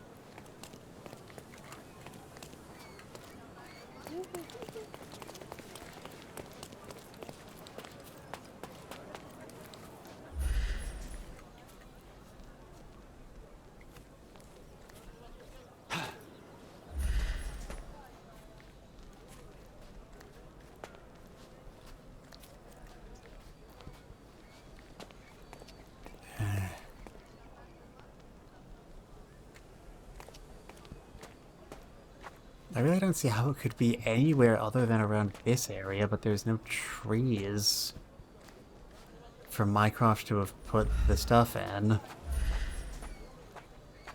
Except for there where there are. An acture, called asper by the British. One of the first Ottoman silver coins dating back to the 15th century. They minted them in Serbian despotate. Yeah, the thing about having realistically sized coins as your collectible is that even once you figure out the puzzle, you still have to pixel hunt for the individual coins. It bears a tura, the unique calligraphic seal of a sultan. Mycroft received this coin as a gift from a prominent Turkish family in Cordona for some favor. Yeah, that's a Holmes. I love collecting favors. Okay, that was coin 4. Coin 5 is over here. Shave a few seconds off our walk.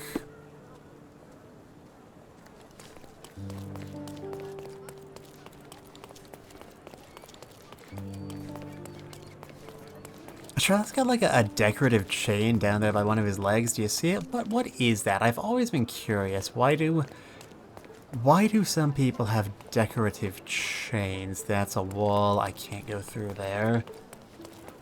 I'm familiar with the concept of like watch chains, wallet chains, but Sherlock doesn't strike me as the type to carry either of those. And if you look, he's also got a hit bag.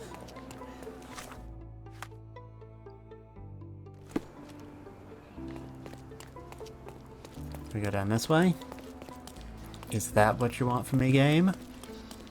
You know I live to serve. Excuse me, child. I thought it was a chain forest hit bag, but it doesn't look like it's touching at any point. The bag is on a...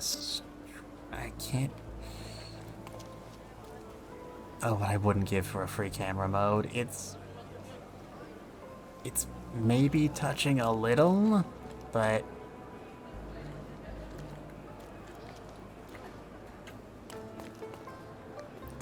Yeah, no, it's going like all the way up. It looks like it's plugging into his spine like the Alea Vidania system. That's what it looks like. If we cut around through all of these people, we will eventually find the key to our next missing artifacts. Right? Alright, no sign of a hint. The vase was broken recently, though. Perhaps the vandal left some tracks. Oh, of all the garbage luck.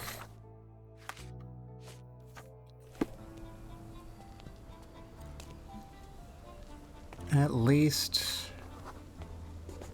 Oh, look. Looks like our little vandal is a dog. I was about to say cat. Let's see where he went. I mean, if you... Come on, you can't blame me. Have you ever met a cat that didn't enjoy knocking shit over?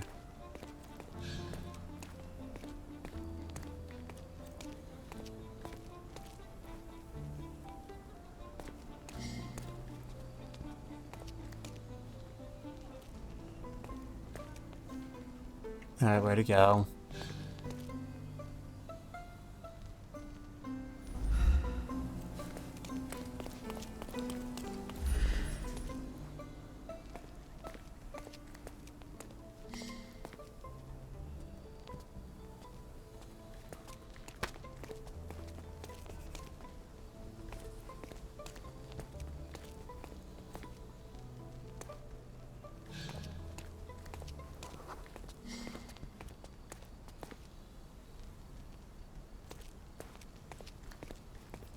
Veered off into this here Guardian.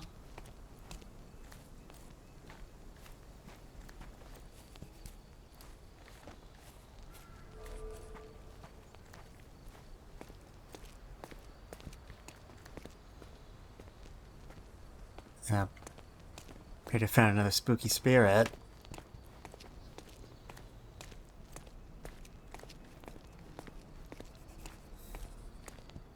Are we there yet? Are we there yet? Are we there yet? Are we there? Ooh, a chess set. I can't interact with it? Okay. Back up we go.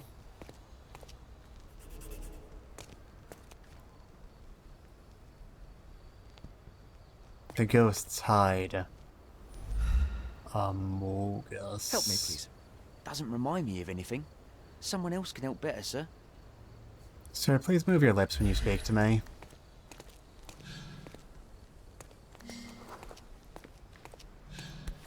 There you are. The Zeppelin is a point of pride for the local British populace. There are two places in the city where our countrymen like to gather, talk, drink coffee, and feel a sense of superiority to their local friends. One is at the square where you found this hint. Another was close to a local guest house, which is well known among those who came to the island to visit friends and relatives. Between these 2 points there is a bridge. Behind one of the cobblestones is its foundation. I've hidden your coin.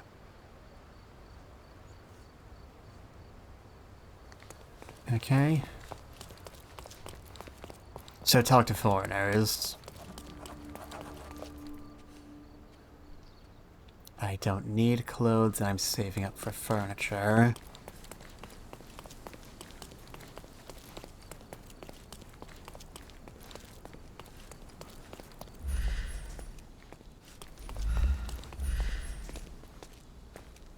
Okay, so here...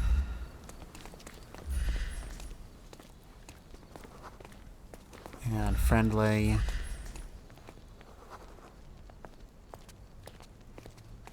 You there, you're Scottish, do you know anything? Excuse me, just one question. Oh, yes. I can tell you everything, sir. The guest house is located at the crossing of Glass and Queen.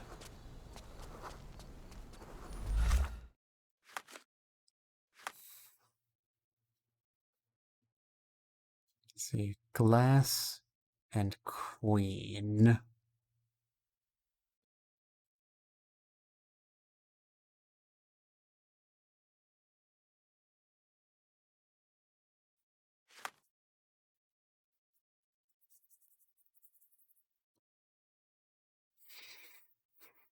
So one is at the square we found this hint, one is at a local guest house.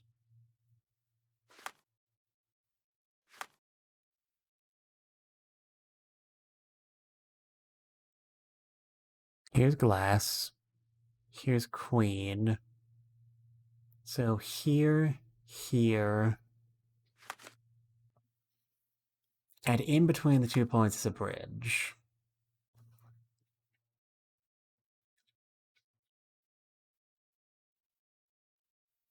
My gut says here.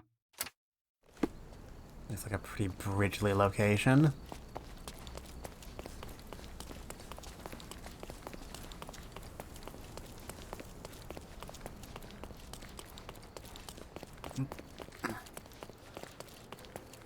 Okay, if we just keep on dodging through the crowds long enough. Here's the place.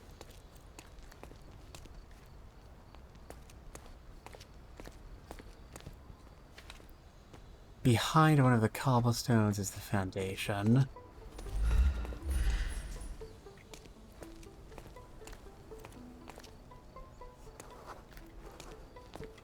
Excuse me, gentlemen.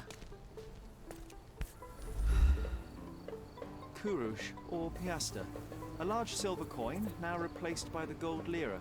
Suleiman II minted them, part of his attempt to revive the failing economy. This coin was gifted to me by Mycroft. He told me that he won it in a game of cards, but I can hardly see Mycroft playing, well, anything. Okay. There's number 5. Hidden coin number 9. Number 9. Number 9. Number 9. Hidden coin number 6 is located on Queen Street, about where we would have gone if we were thinking less and running more. Move it, kid. Am I your dad?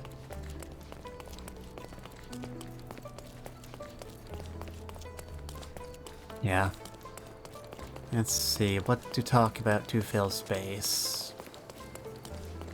Earlier I mentioned Sherlock Holmes of Sherlock Holmes of Baker Street by William S. Baring-Gould. It's interesting, this game uses the idea that Sherlock's parents were named Cider and Violet originates from Sherlock of Baker Street. The name Cider originating from The Adventure of the Empty House, the first story after Sherlock returns from his final battle with Moriarty. He claims to have spent time in, I believe, the Himalayas in disguise as a mountaineer by the name of Cider Sun. It kind of defeats the point of wearing a disguise if you're going to use something so precariously close to your real name, but it was the closest thing to a name that William had. The name Violet, meanwhile, just originates from the fact that Violet is the most frequently recurring woman's first name in Arthur Conan Doyle's canon Sherlock Holmes series.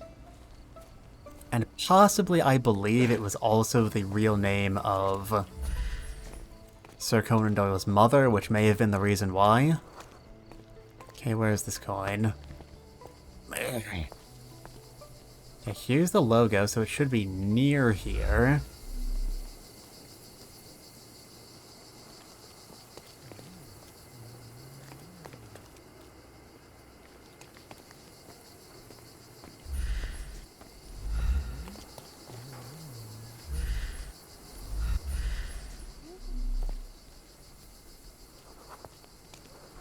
Okay, there's people I can talk to.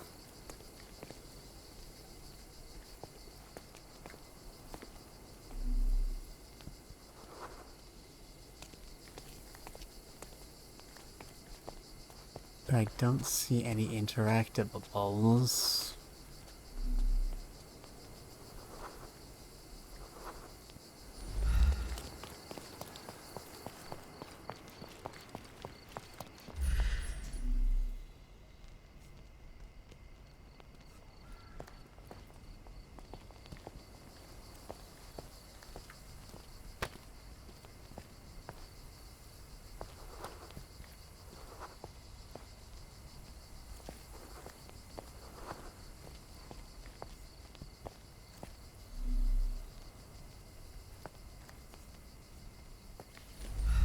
If it's not here, it might be further. I was about to say it might be further in.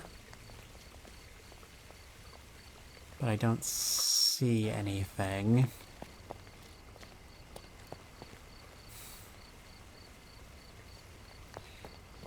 Man, this is tedious.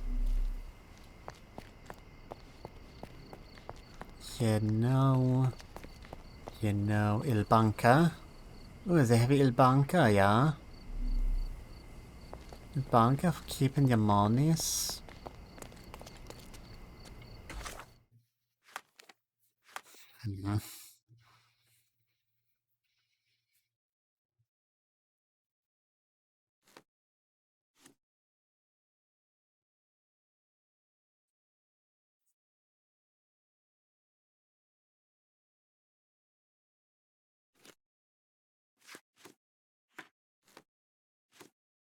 You know what? We've been going at this for almost 2 hours already.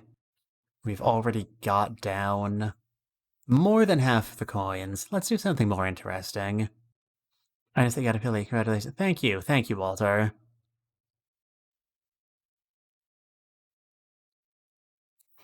Yeah, I know some people struggle for it, but honestly, it didn't feel like an accomplishment. I just got a lot of follow backs from other people who don't watch my streams, and then I hit the limit. Honestly, the stream experience hasn't changed. I play the same games. For the same amount of time, for the same people. Bonaparte and Laura. Bonaparte and Joniella.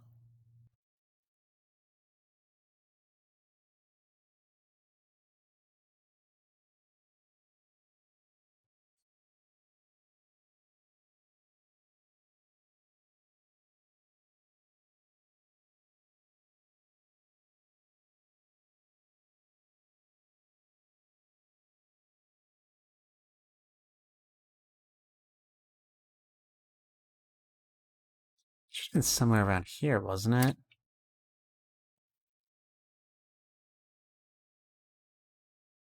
Bonaparte and Queen, Bonaparte and Baskerville. Anyway, yeah, we've been doing nothing but collecting side quests for 2 hours, and we've already got more than half of them down. Let's do something else with this stream. The money will still be there when we get back. I'm even going.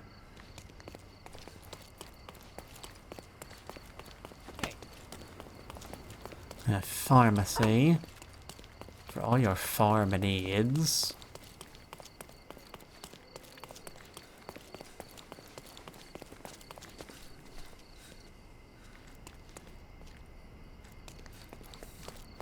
Horse blinders is an inherently funny word.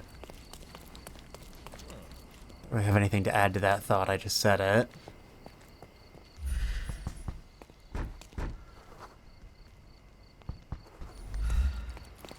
The accountants.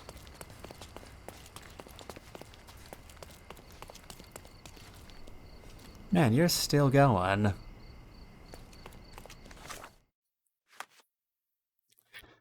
Wall of the Legacy Theater. We already unlocked that.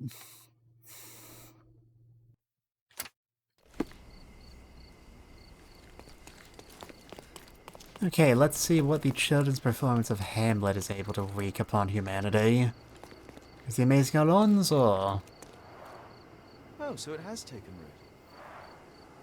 What's taken root? As I recall, when we were growing up, this theatre didn't welcome kids. You've forgotten, John. Come to the back entrance and I'll refresh your memory.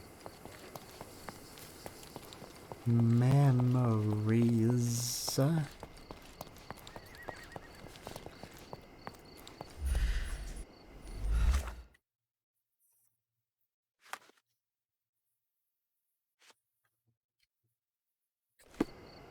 What we did behind the Legacy I Theatre. still see nothing.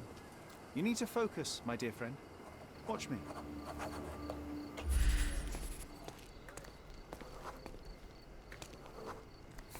Here was our glorious stage. Ring any bells? Ah, we don't need to dwell on the past, Sherry. Oh, don't we?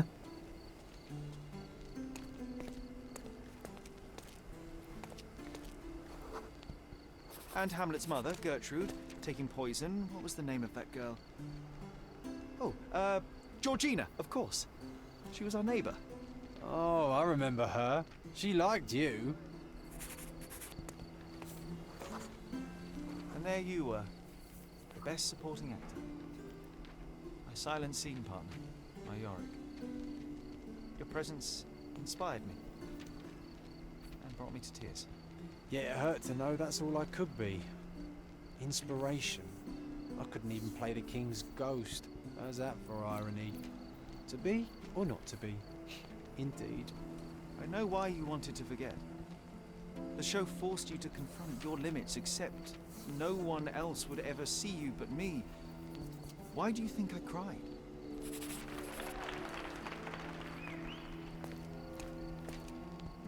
I see the play was a big hit among the wooden mannequin crowd. Probably got so many free costumes.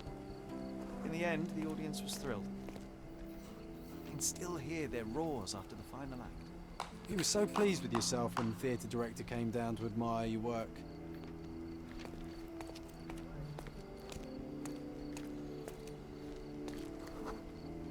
He applauded. A huge gesture from a man for whom children on stage was an anathema.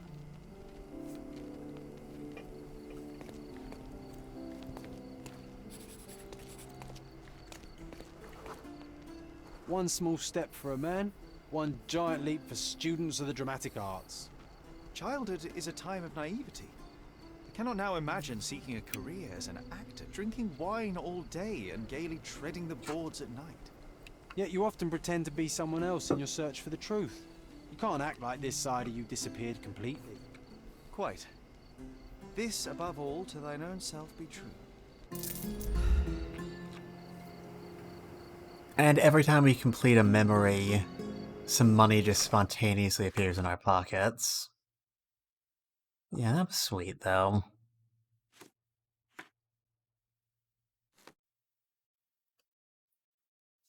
So how did the Bard treat you all when you were in school? I was an English freak. I absolutely loved Shakespeare from day one. I got along very well with the old man. Yeah, my first English teacher was so old that she used to joke that she knew Shakespeare personally. Yeah. Anyway. A strange placard in Silverton that mentions a ghost. Okay, in Silverton isn't very helpful, game.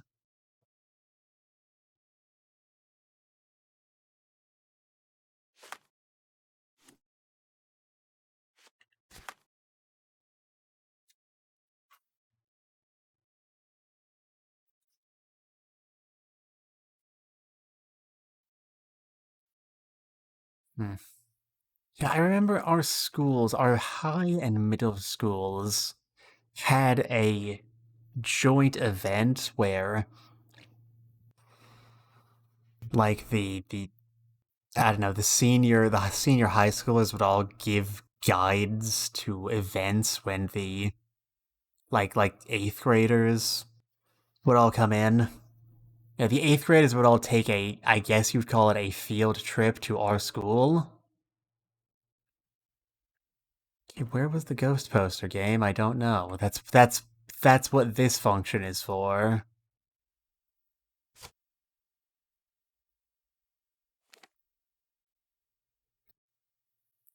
Yeah, all the middle schoolers would come to our high school. and all the high school seniors would give tours of events. There would be a full performance. There would be, you know, discussions, there would be costumes, there would be...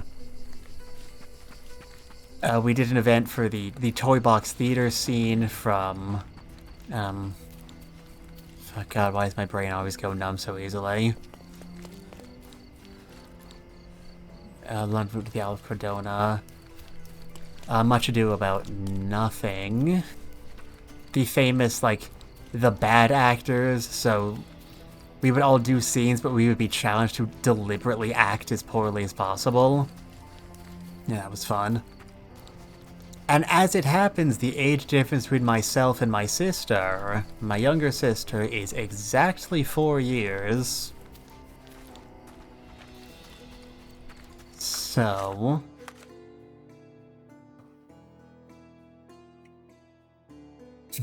Luigi can fight the ghosts for you. Yeah, of course, I immediately volunteered to be the group leader for my sister's group.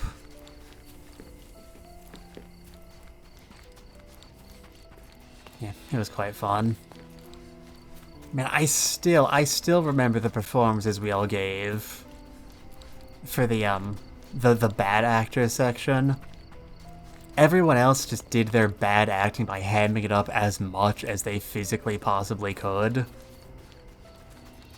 Meanwhile, I decided to stand out by just doing, like, incredibly wooden readings, deliberately looking down at my script the whole time.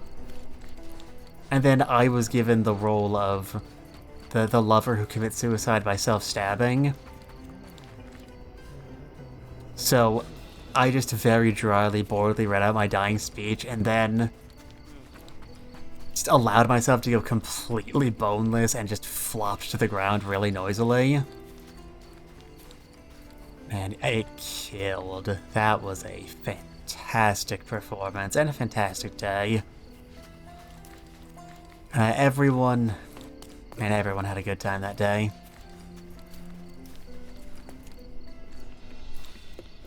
Shakespeare gets a rap for being very, very haughty and, you know, real intellectual stuff now, but people forget that at the time he was an entertainer for the masses, someone who really brought people together. And I'm glad we have stuff like that in the world.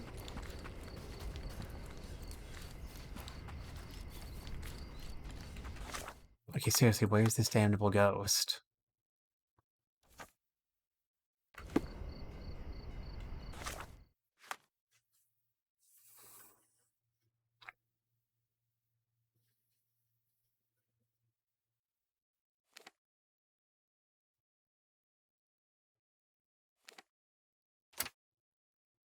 No, that's not a waypoint. That's side quest stuff.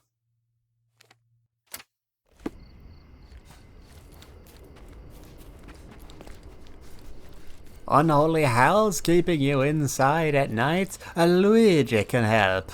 All ghosts are gone.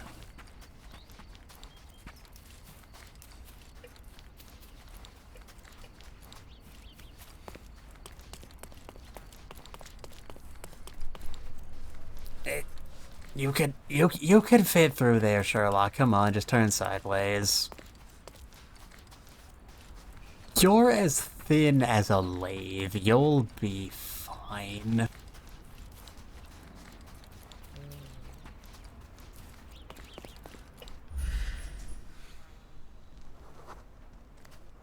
Can you please tell me about this? May I ask you something? Doesn't remind me of anything. Someone else can help better, sir. Okay. A ghost portrait is somewhere around here.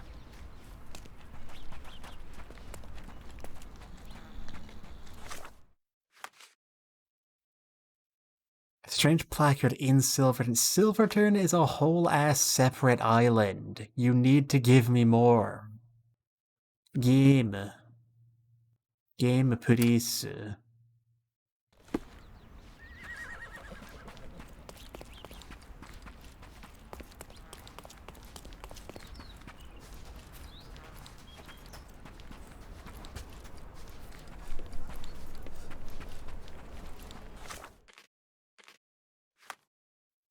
Okay.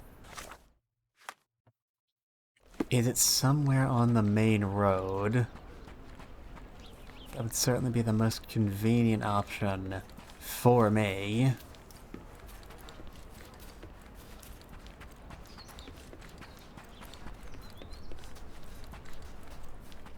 Keep your head on a swivel, chat. We got to look out for the spirits.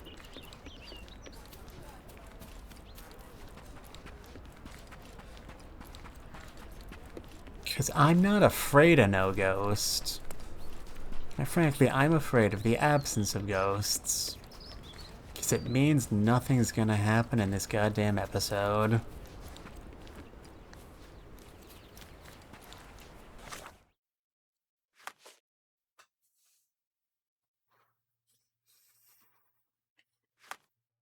Okay. It's not it. So if we veer around.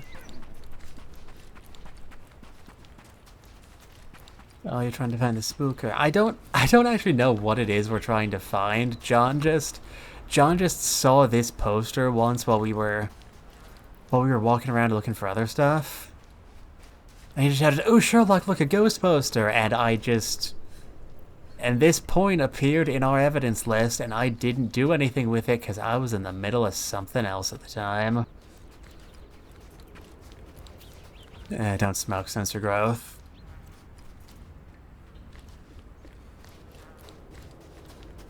Okay, we saw that one guy putting up posters earlier.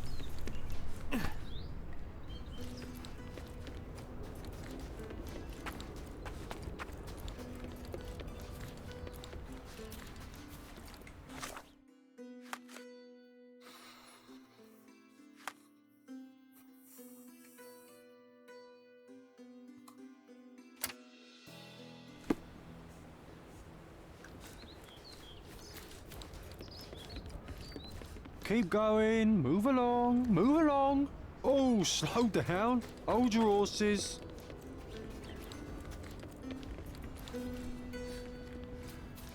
Please, sir, I just want to know of the spirits. The spirits. The spirit of love and marriage. Marriage, what brings us together.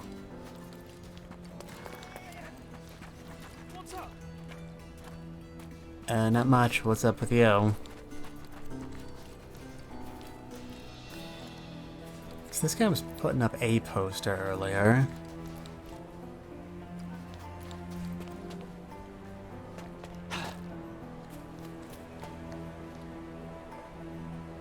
This is a precariously placed house.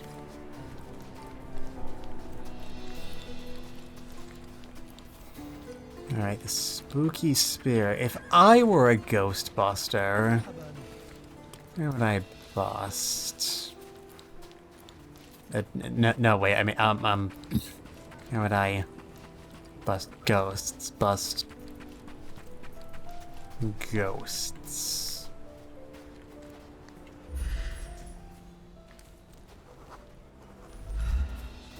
The German shoemaker. Was an old German who made himself some shoes.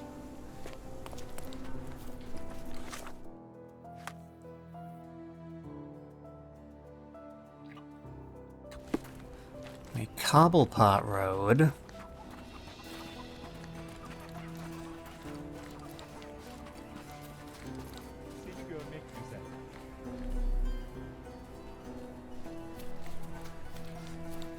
The paint is fresh. This symbol was drawn recently. Sherlock, that's what you said when I examined that exact same symbol 5 days ago.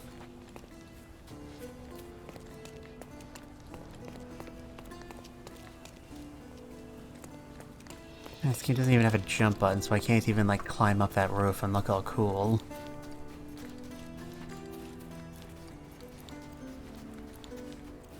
It's a very high quality paint.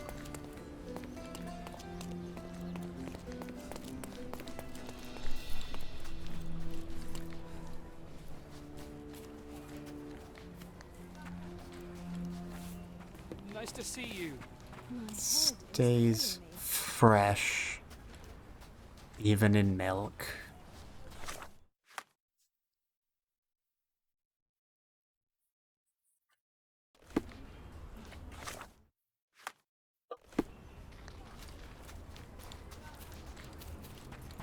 Oh, come on, it's just one poster.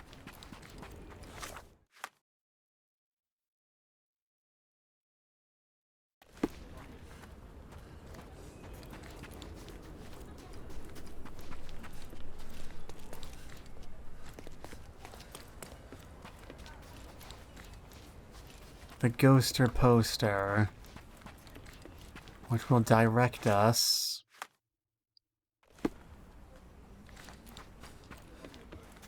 towards something I really hope winds up being interesting, because this is not worth my time.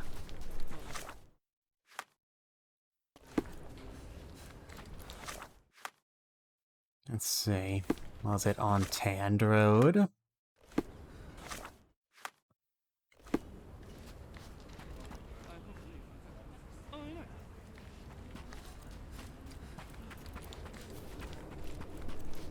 I only started trying to be actually methodical about this midway through the search, so I don't remember what we have and haven't checked already.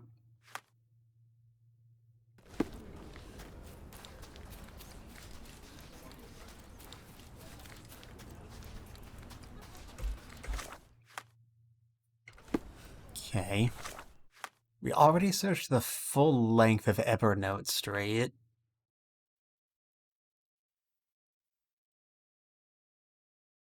There's something on Watson Street.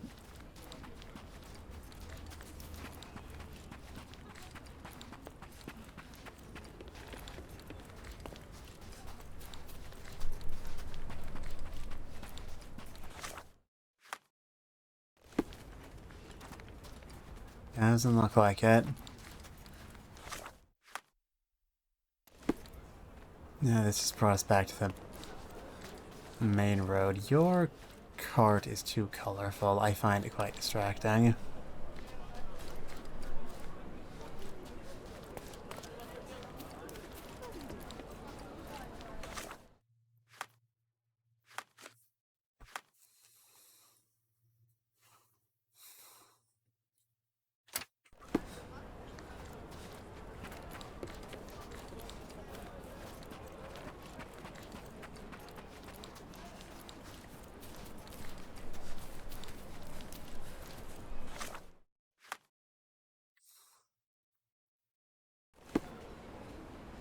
Okay then.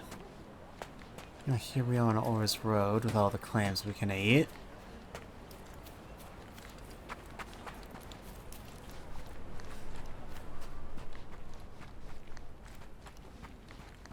Somebody please just tell me about the spirits. All I want.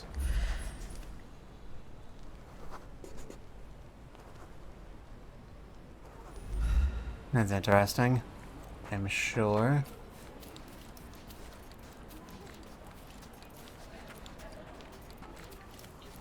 And this is quite a sloppy mistake on the game dev's part, if you ask me. Seems every other front we've seen them on so far, they've been really aggressive about, like, making sure that you always know where you need to go, if not what you need to do. So having this one point that just says, oh, it's somewhere in Silverton, you need to investigate something, is really problematic. Let's see, where have I not looked already? Okay, I remember we specifically did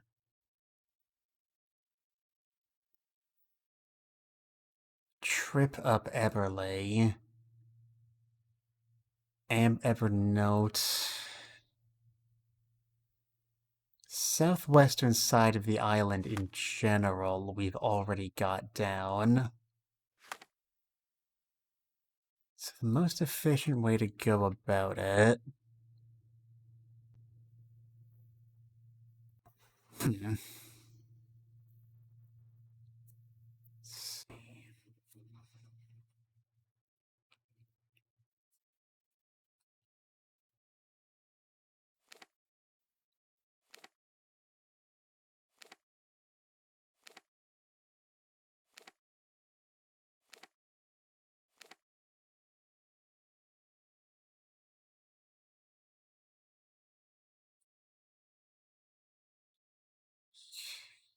That's important here.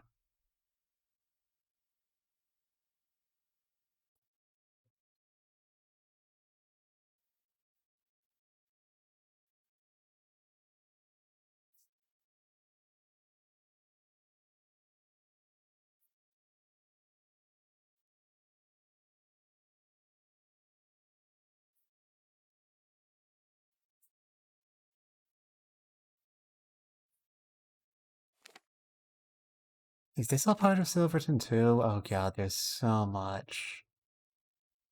So much shit we have to do.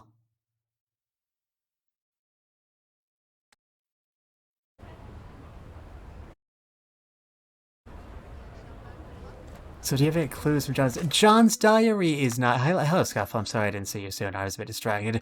John's diary is not a clues thing. John's diary is a... like... I guess you'd call it the closest thing the game has to a karma meter. You see, every time we do a puzzle very quickly, John makes a note, or every time we get a correct answer, we get a note. Oh, I like that. I guess it's nice when it works, but also it means that every time you make, like, if you make 3 mistakes on the same puzzle, John makes a note, and then that just is there forever. Which is doubly problematic for me, because the things that John considers mistakes includes actually killing enemies during combat. Which is a bit of a problem. Because... no, okay, that's realistic, but it's also a problem because shooting enemies with your gun is literally the only way of interacting with them during combat. And the problems, or the weak points you have to hit people with for non-lethal takedowns are very small and move in irregular patterns. And if you miss, the guy is going to die. Because again, you're shooting him with a gun. Okay. Hopefully it is somewhere around here. Move it, child! What are you? You're an orphan. You're a creative orphan. Go paint a picture. Go raise yourself out of poverty if you're so goddamn smart.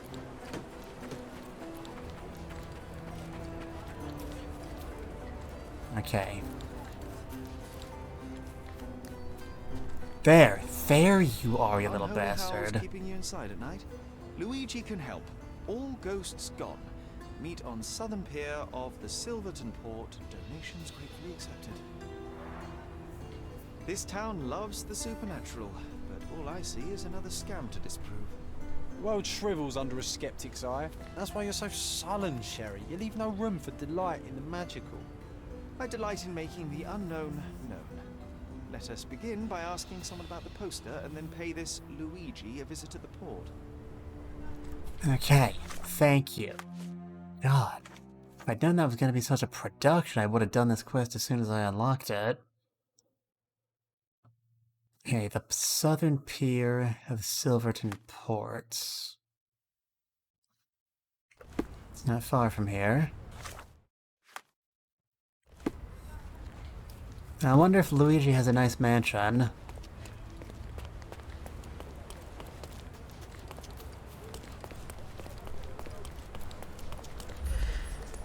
Okay, you look rich. That means it should be okay for me to just talk to you. Help me, please. Oh, mister, helping you will be a tremendous honor. Local speech of a strange, inhuman howl that is terrorizing Silverton. The screech only occurs in the evening, seeming to come from everywhere at once, and is especially harrowing on foggy nights. Those who live near the port say they also saw flickering lights of unearthly colors floating above the water. Some residents are so frightened that they will not leave their homes after sunset. Others even barricade their windows and doors as if that could prevent a ghost from entering.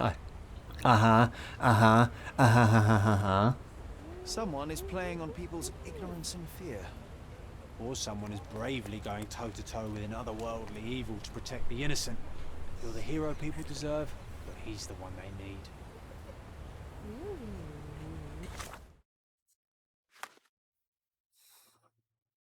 need. Okay. The ghost hunter waits for clients on southern pier at Silverton Port.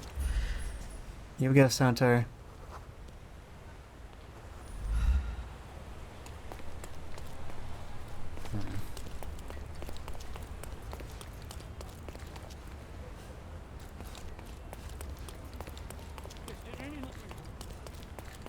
Okay. Where is our spirit hunter? Help me, please. No one listens to us, so why should I listen to you, oofbird? Missed his place, did I? Did I?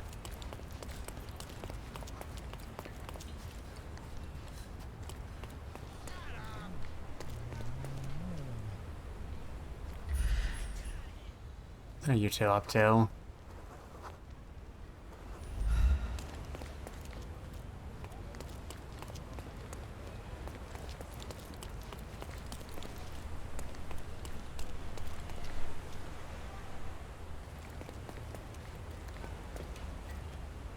He's a fisherman.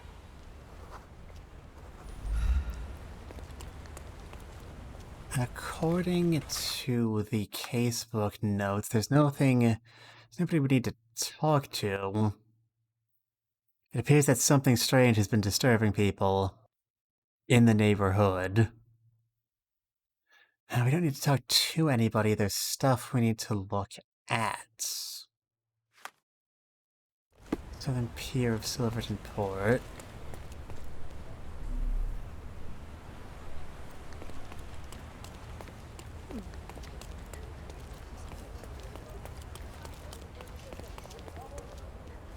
Here's the meeting place. I am the ghost of Christmas yet to come, Sherry.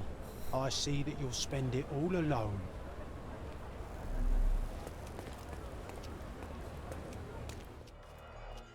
And what's here? Ill-broken bottle. Not much brandy was spilled when the bottle broke. Someone had drunk most of it already. That's suspiciously unsuspicious.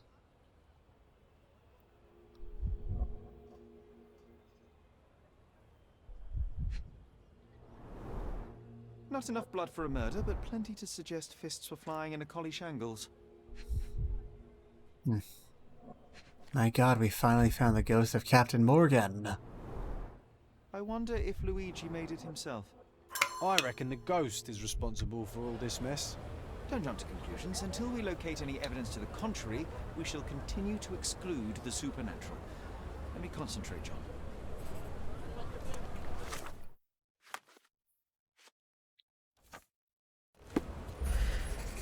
Alright, what can we deduce here? The ghost hunter's stand was here. Brilliant deduction, Holmes. Stormed up angrily. Let me take it from here. It was the ghost of Cordona, a horrific being, formless, with evil eyes and glassy skin that shimmered like a nebula. It lurched towards its foe.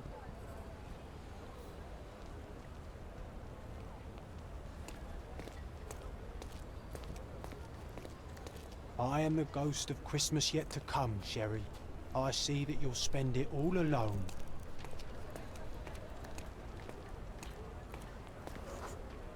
No, John, it was human. We're staring at the evidence of a scuffle between men. A little imagination never hurt anybody. If a mark realizes they've been had, that the fear was baseless, the money defrauded, they will likely return to voice their displeasure.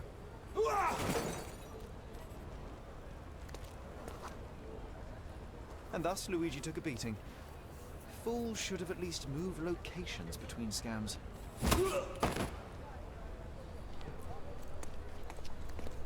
Knocked him flat on his ass. After the attack, he fled bloodied and bruised.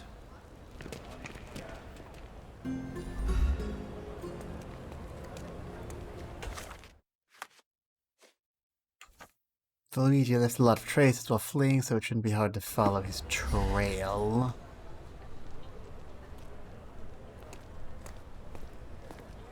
So he went this way, leaving behind. Looks like he crawled that way. Man, this guy got messed up. And thus the ghost hunter did become a ghost. Oh, the irony.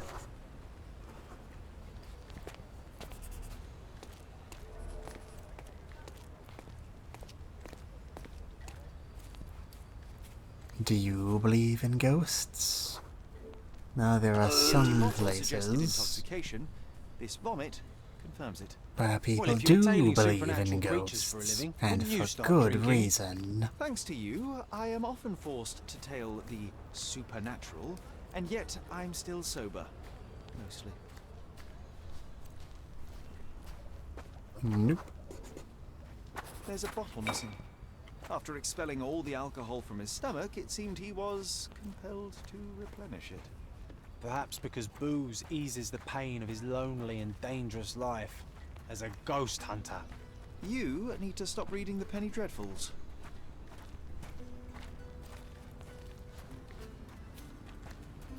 Boom, boom, boom, boom.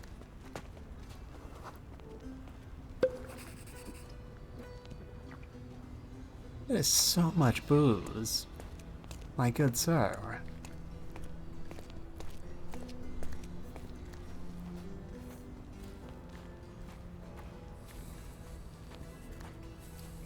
And the bottle broke.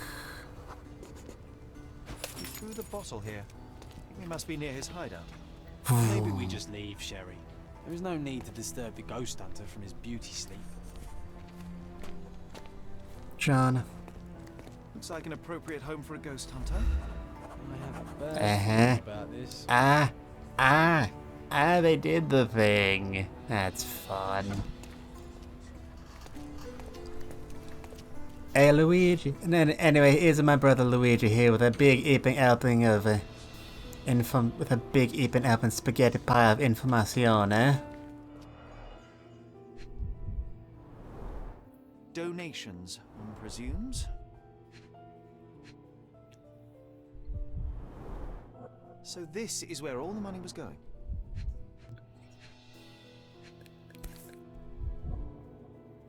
Handcrafted, actually rather beautiful work. An eerie and unsettling sound. Okay, so it was just intentional fraud. The painter definitely has an aesthetic. So you see, John, nothing supernatural, just a drunken lowlife fooling superstitious sailors for a living. You can't argue with the truth. The truth will out no matter what one does. You can embellish it all you like, but you're just delaying the inevitable. Well, he can delay it no more. After what happened at the port, this scam won't work again. So our presence here didn't really contribute anything. That post looks more like Red Scare propaganda. Yeah, it's like... I keep expecting it to... I kinda half expected it to suddenly say something about how fluoride in your water is an evil mind control plot.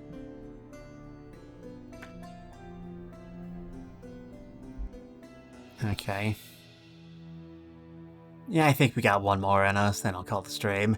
Okay, the monument of the local pirate legend Karam of the Silver Hand rises at the crossing of Arnott and Scarlet Street in the Old City. So ghosts, pirates, possibly ghost pirates. It's Arnott and Scarlet, hereabouts.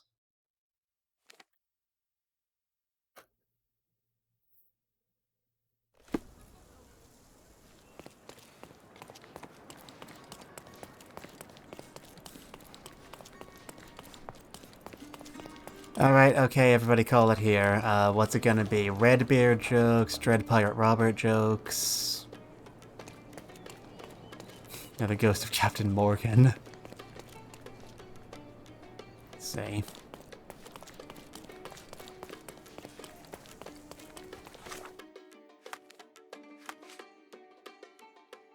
The Crossing of Arnott and Scarlet.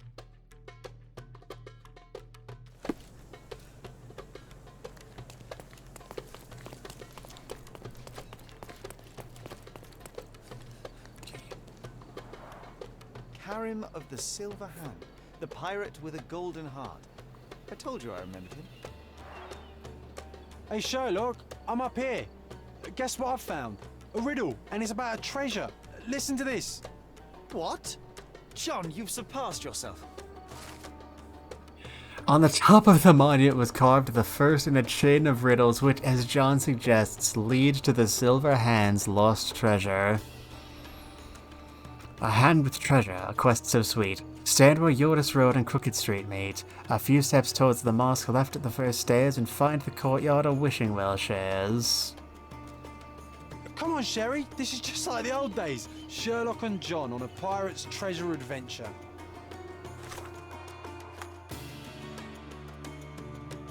Right? Yodis. Yodis and... Yodis and Crooked.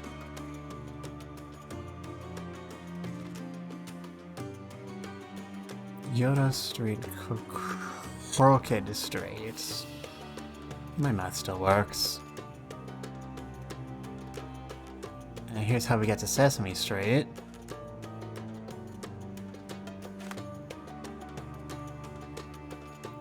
Where Yodis Road and Crooked Street meet. Eagle, Bazaar, Vizier, Khartoum, Meredith, Barbatos, Narrow Street, Ram Street, Scarlet, Dawn, Eagle, Eagle 2, It Happened Once in a Dream.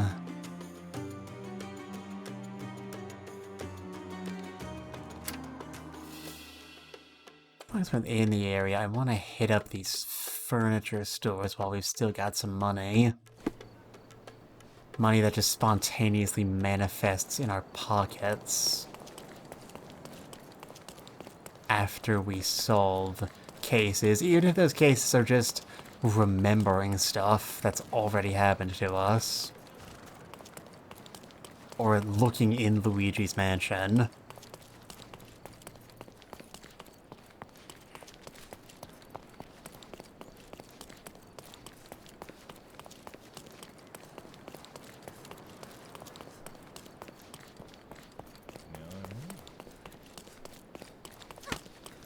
Yeah, sometimes they say...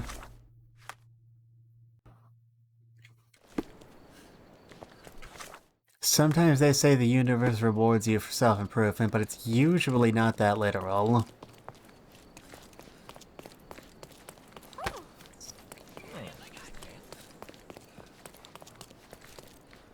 Are you a friend? Oriental rugs at a good price. What you buying? It's a good day for a purchase. What you selling? A Mayan ritual dagger. Summon a dragon. The end of the world. Oh shit, how can I say no? May your purchase bring you joy. What else? Anything for sale over here? Probably not, seeing as how there's no note, but I feel obligated to check.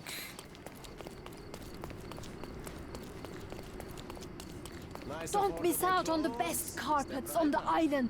I'm afraid I have nothing to offer, except my company. Alright.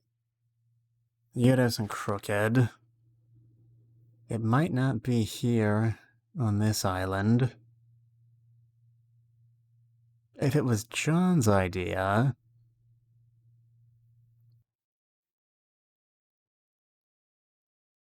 It might be somewhere closer to home.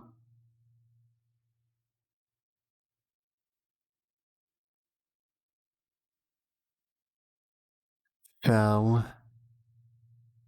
evidently... Yeah, the Armageddon spell from Ultima. A joke spell that just straight up ends the entire world. But Lord British still cannot die.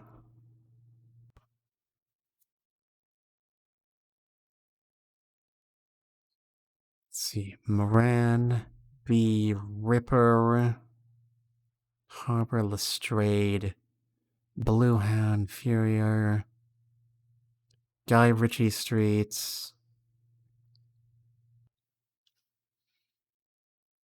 Strade, Eel Street, Clay Street, Syndic. Where is this place? I'm looking for the intersection of Yodos Road and Crooked Street. Gotta say it out loud every few minutes just to make sure I still remember it. And Nero Road, Baskerville Street.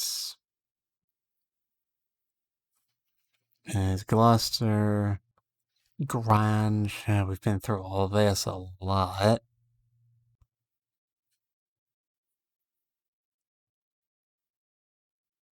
Castle Road, Hermes Avenue. Here's how you get to Sesame Street. The Echoes, the Narrows, Majestic Cell, Vigier, Bazaar, Crooked Street, and Euros Road. Here we are.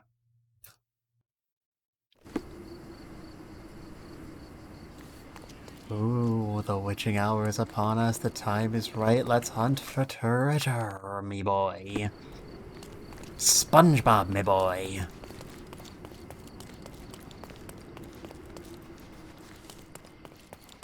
Sprint on down the street. Very surprised I didn't hit those two guys. Okay.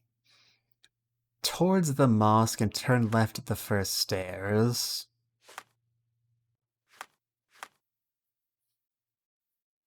Here's the... Here is the mosque. And towards it.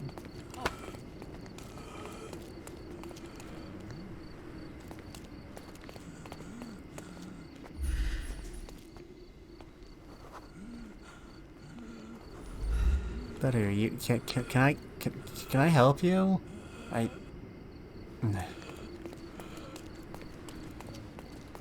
Anyway, now towards the mosque. Turn left.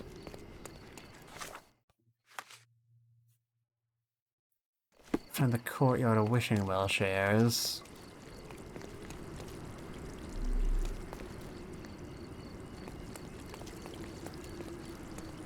Or does it go down the stairs, then turn left?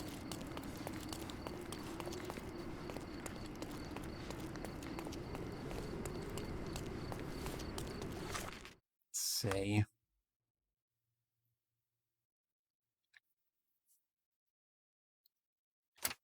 Looking for a courtyard.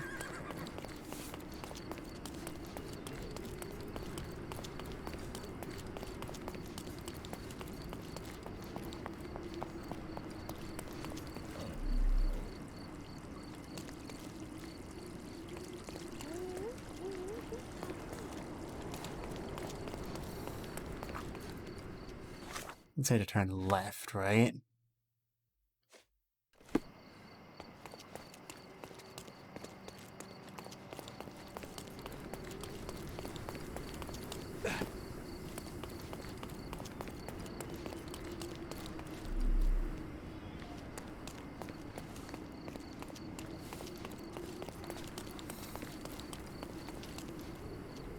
And a courtyard.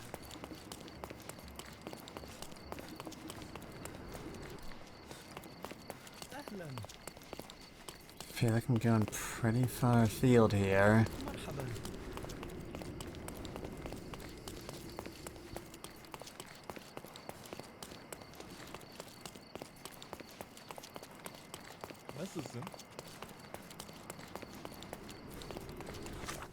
The directions specify first stairs. These are the only stairs before we have to turn.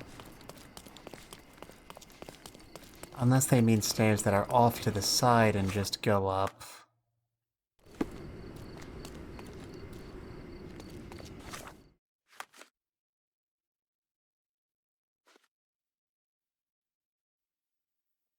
Stand where Euros Road and Crooked Street meet. Take a few steps towards the mosque and turn left at the first stairs.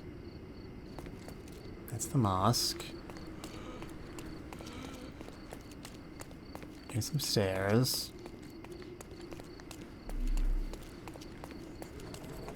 Okay.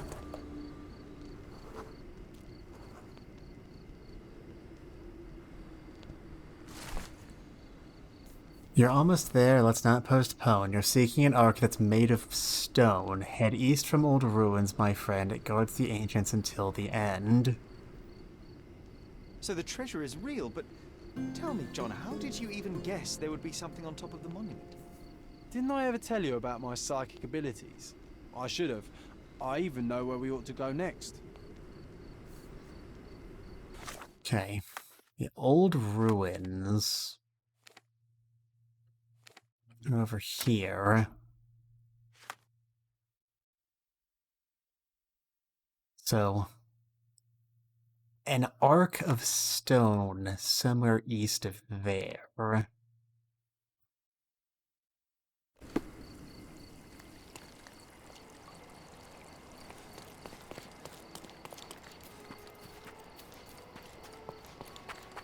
You can see the lighthouse off in the distance over there.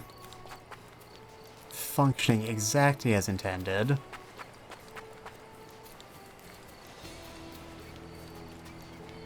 Man, I'm surprised they let that ghost case go by so quickly. Okay, so keep on facing east of here. What is to the east of the ruins? Somewhere about here. Mayhaps.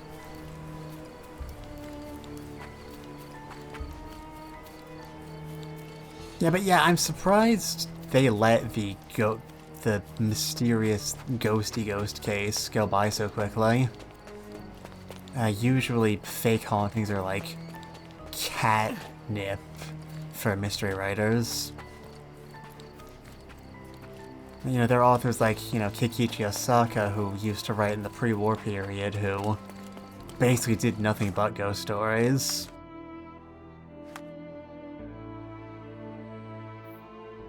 Let myself get a bit excited when they, mentioned the lighthouse, because my favorite story from his collection, The Ginza Ghost, is The Haunting in the Lighthouse. Okay, how far east do they want me to be going here?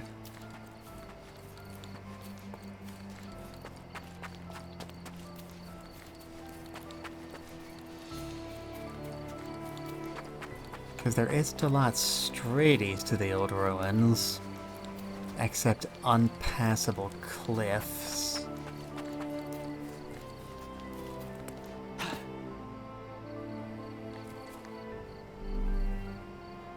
I heard a lot of complicated, twisted fake ghost stories, a lot of potential in them, but looked like this was an abandoned and quickly finished idea. Honestly, it doesn't even... Yeah, I guess.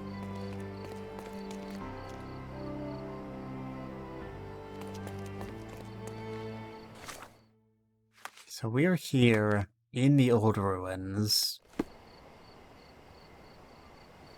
Want something easterly. When the wind is southerly, we know a hawk from a handsaw.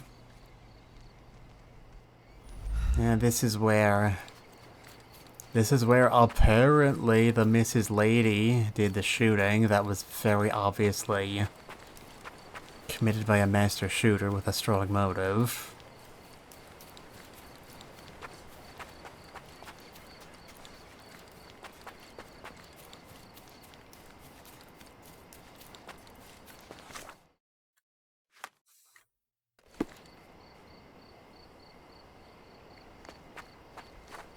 Okay, an arc made of stone. An arc de triomphe made of stone.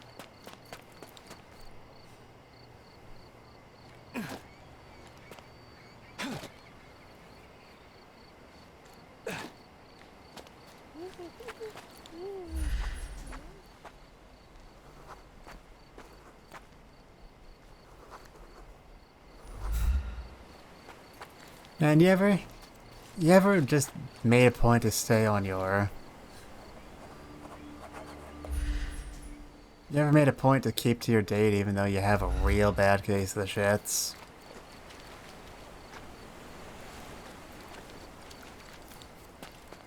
Okay, where is this crazy place?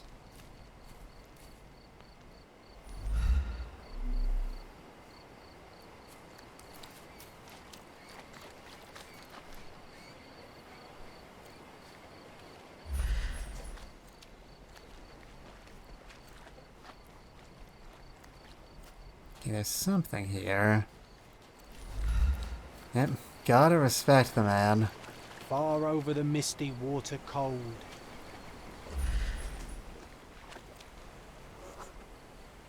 I mean, most rocks are movable if you lift enough.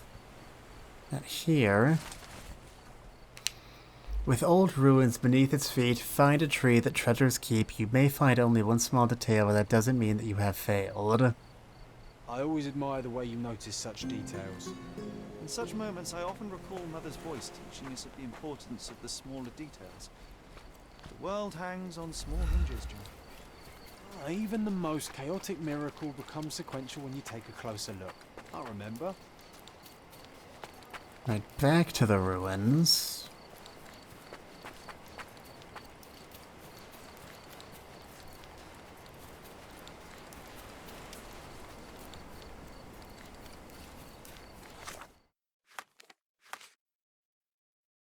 Within old ruins, beneath its feet, find a tree that treasures keep. You may find only one small detail, but that does not mean that you have failed.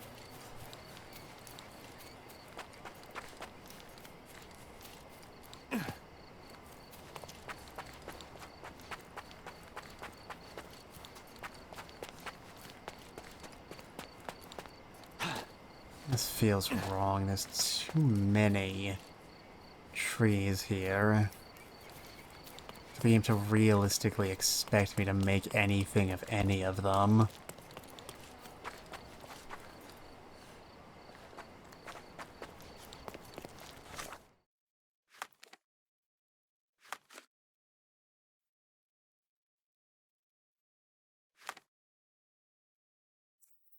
I'm not really sure what else they could possibly mean by point-blank saying. Were the legs mentioned in the riddles? A hand with treasures, a quest so sweet, stand where Yodas Road and Crooked Street meet, a few steps towards the mosque, left at the first stairs, and find the courtyard. A wishing well shares. You're almost there, let's not postpone. You're seeking an ark that's made of stone. Head east from the old ruins, my friend. It guards the ancients until the end. Within lowercase R-O-R, old ruins beneath its feet, find a tree that treasures keep. You find only one small detail, but that does not mean you have failed. So lowercase O-R, old ruins might not be the place we're at.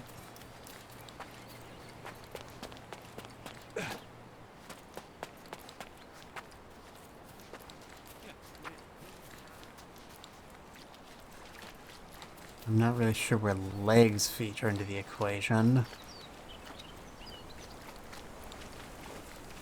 The only other old ruins I can recall on the island are the Roman baths. That was a quest area.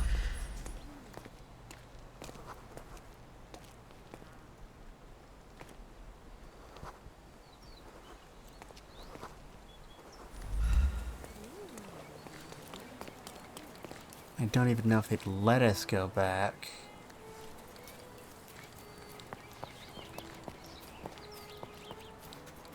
If and we wanted to.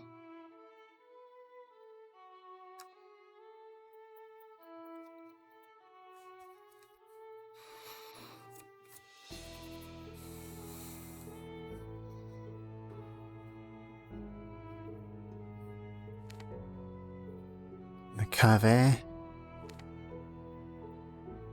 There's some ruins over here.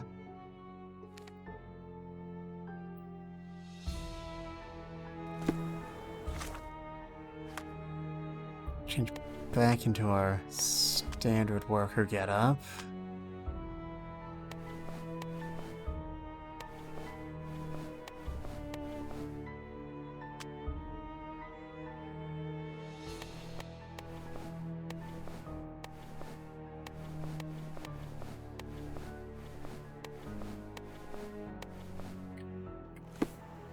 Yep, that's the money.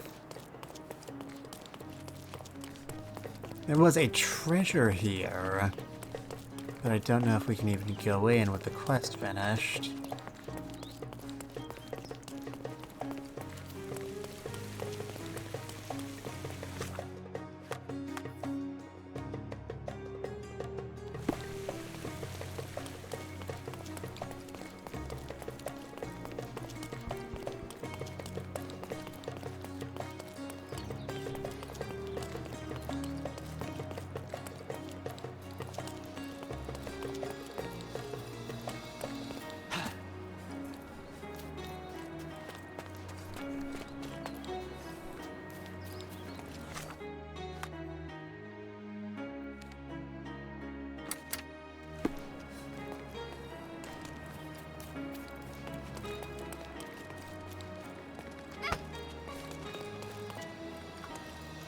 Okay, where are the ruins? Yeah, it's certainly starting to look like there's no way in anymore. Or, I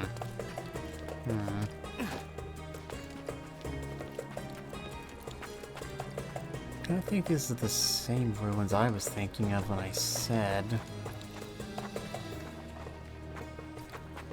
Side along the sides to avoid sinking.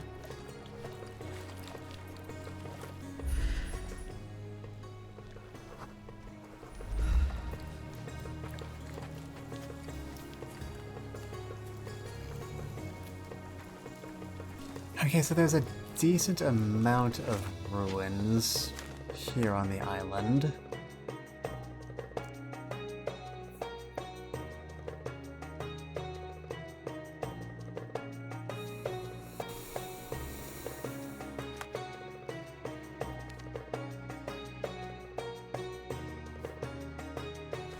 Why are we all the way over here now?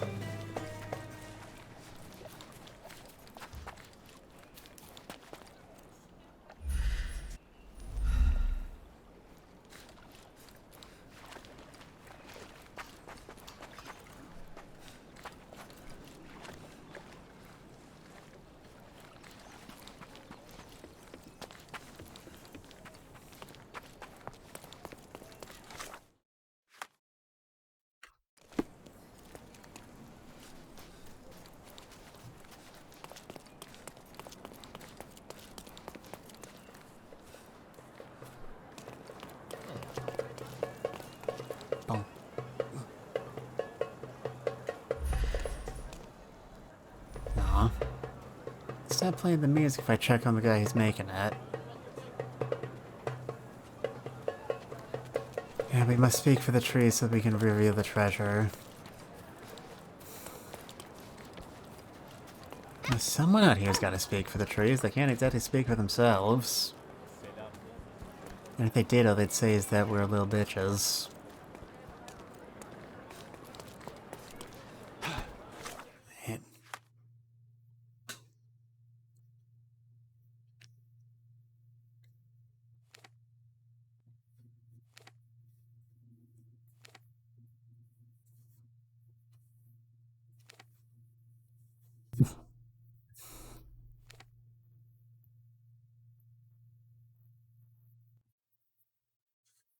I really don't see how they realistically could ask us to read old ruins as anything other than, you know, the old ruins. The area on the map clearly labeled the old ruins.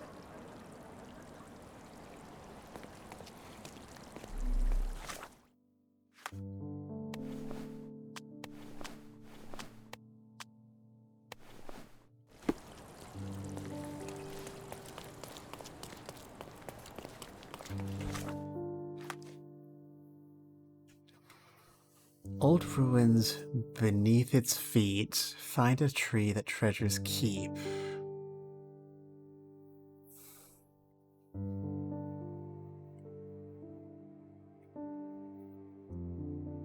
Old ruins beneath its feet.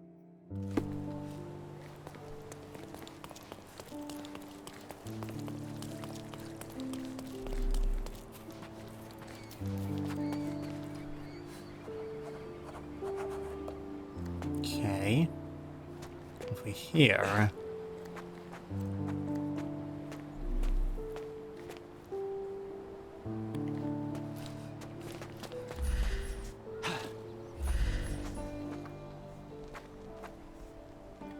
And why did I not see this these several times already that I've run by this area?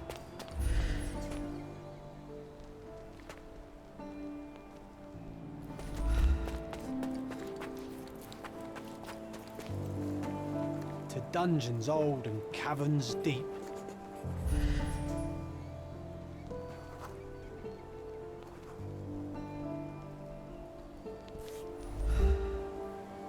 Wait, what?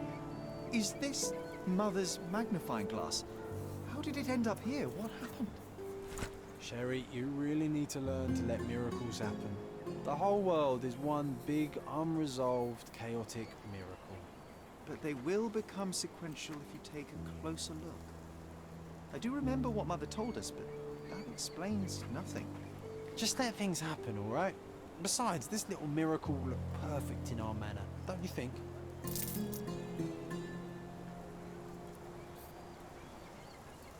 That was sweet. Sometimes shit just happens. And sometimes your imaginary best friend overwrites your memory and does stuff without your knowledge to teach you that. And sometimes you decide to end a stream by raiding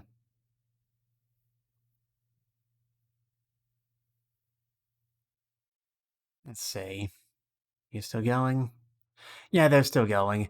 I don't expect any of you to keep up with this, but today we will be raiding Puzzle Pulsar, who is currently doing a charity stream for saving the children.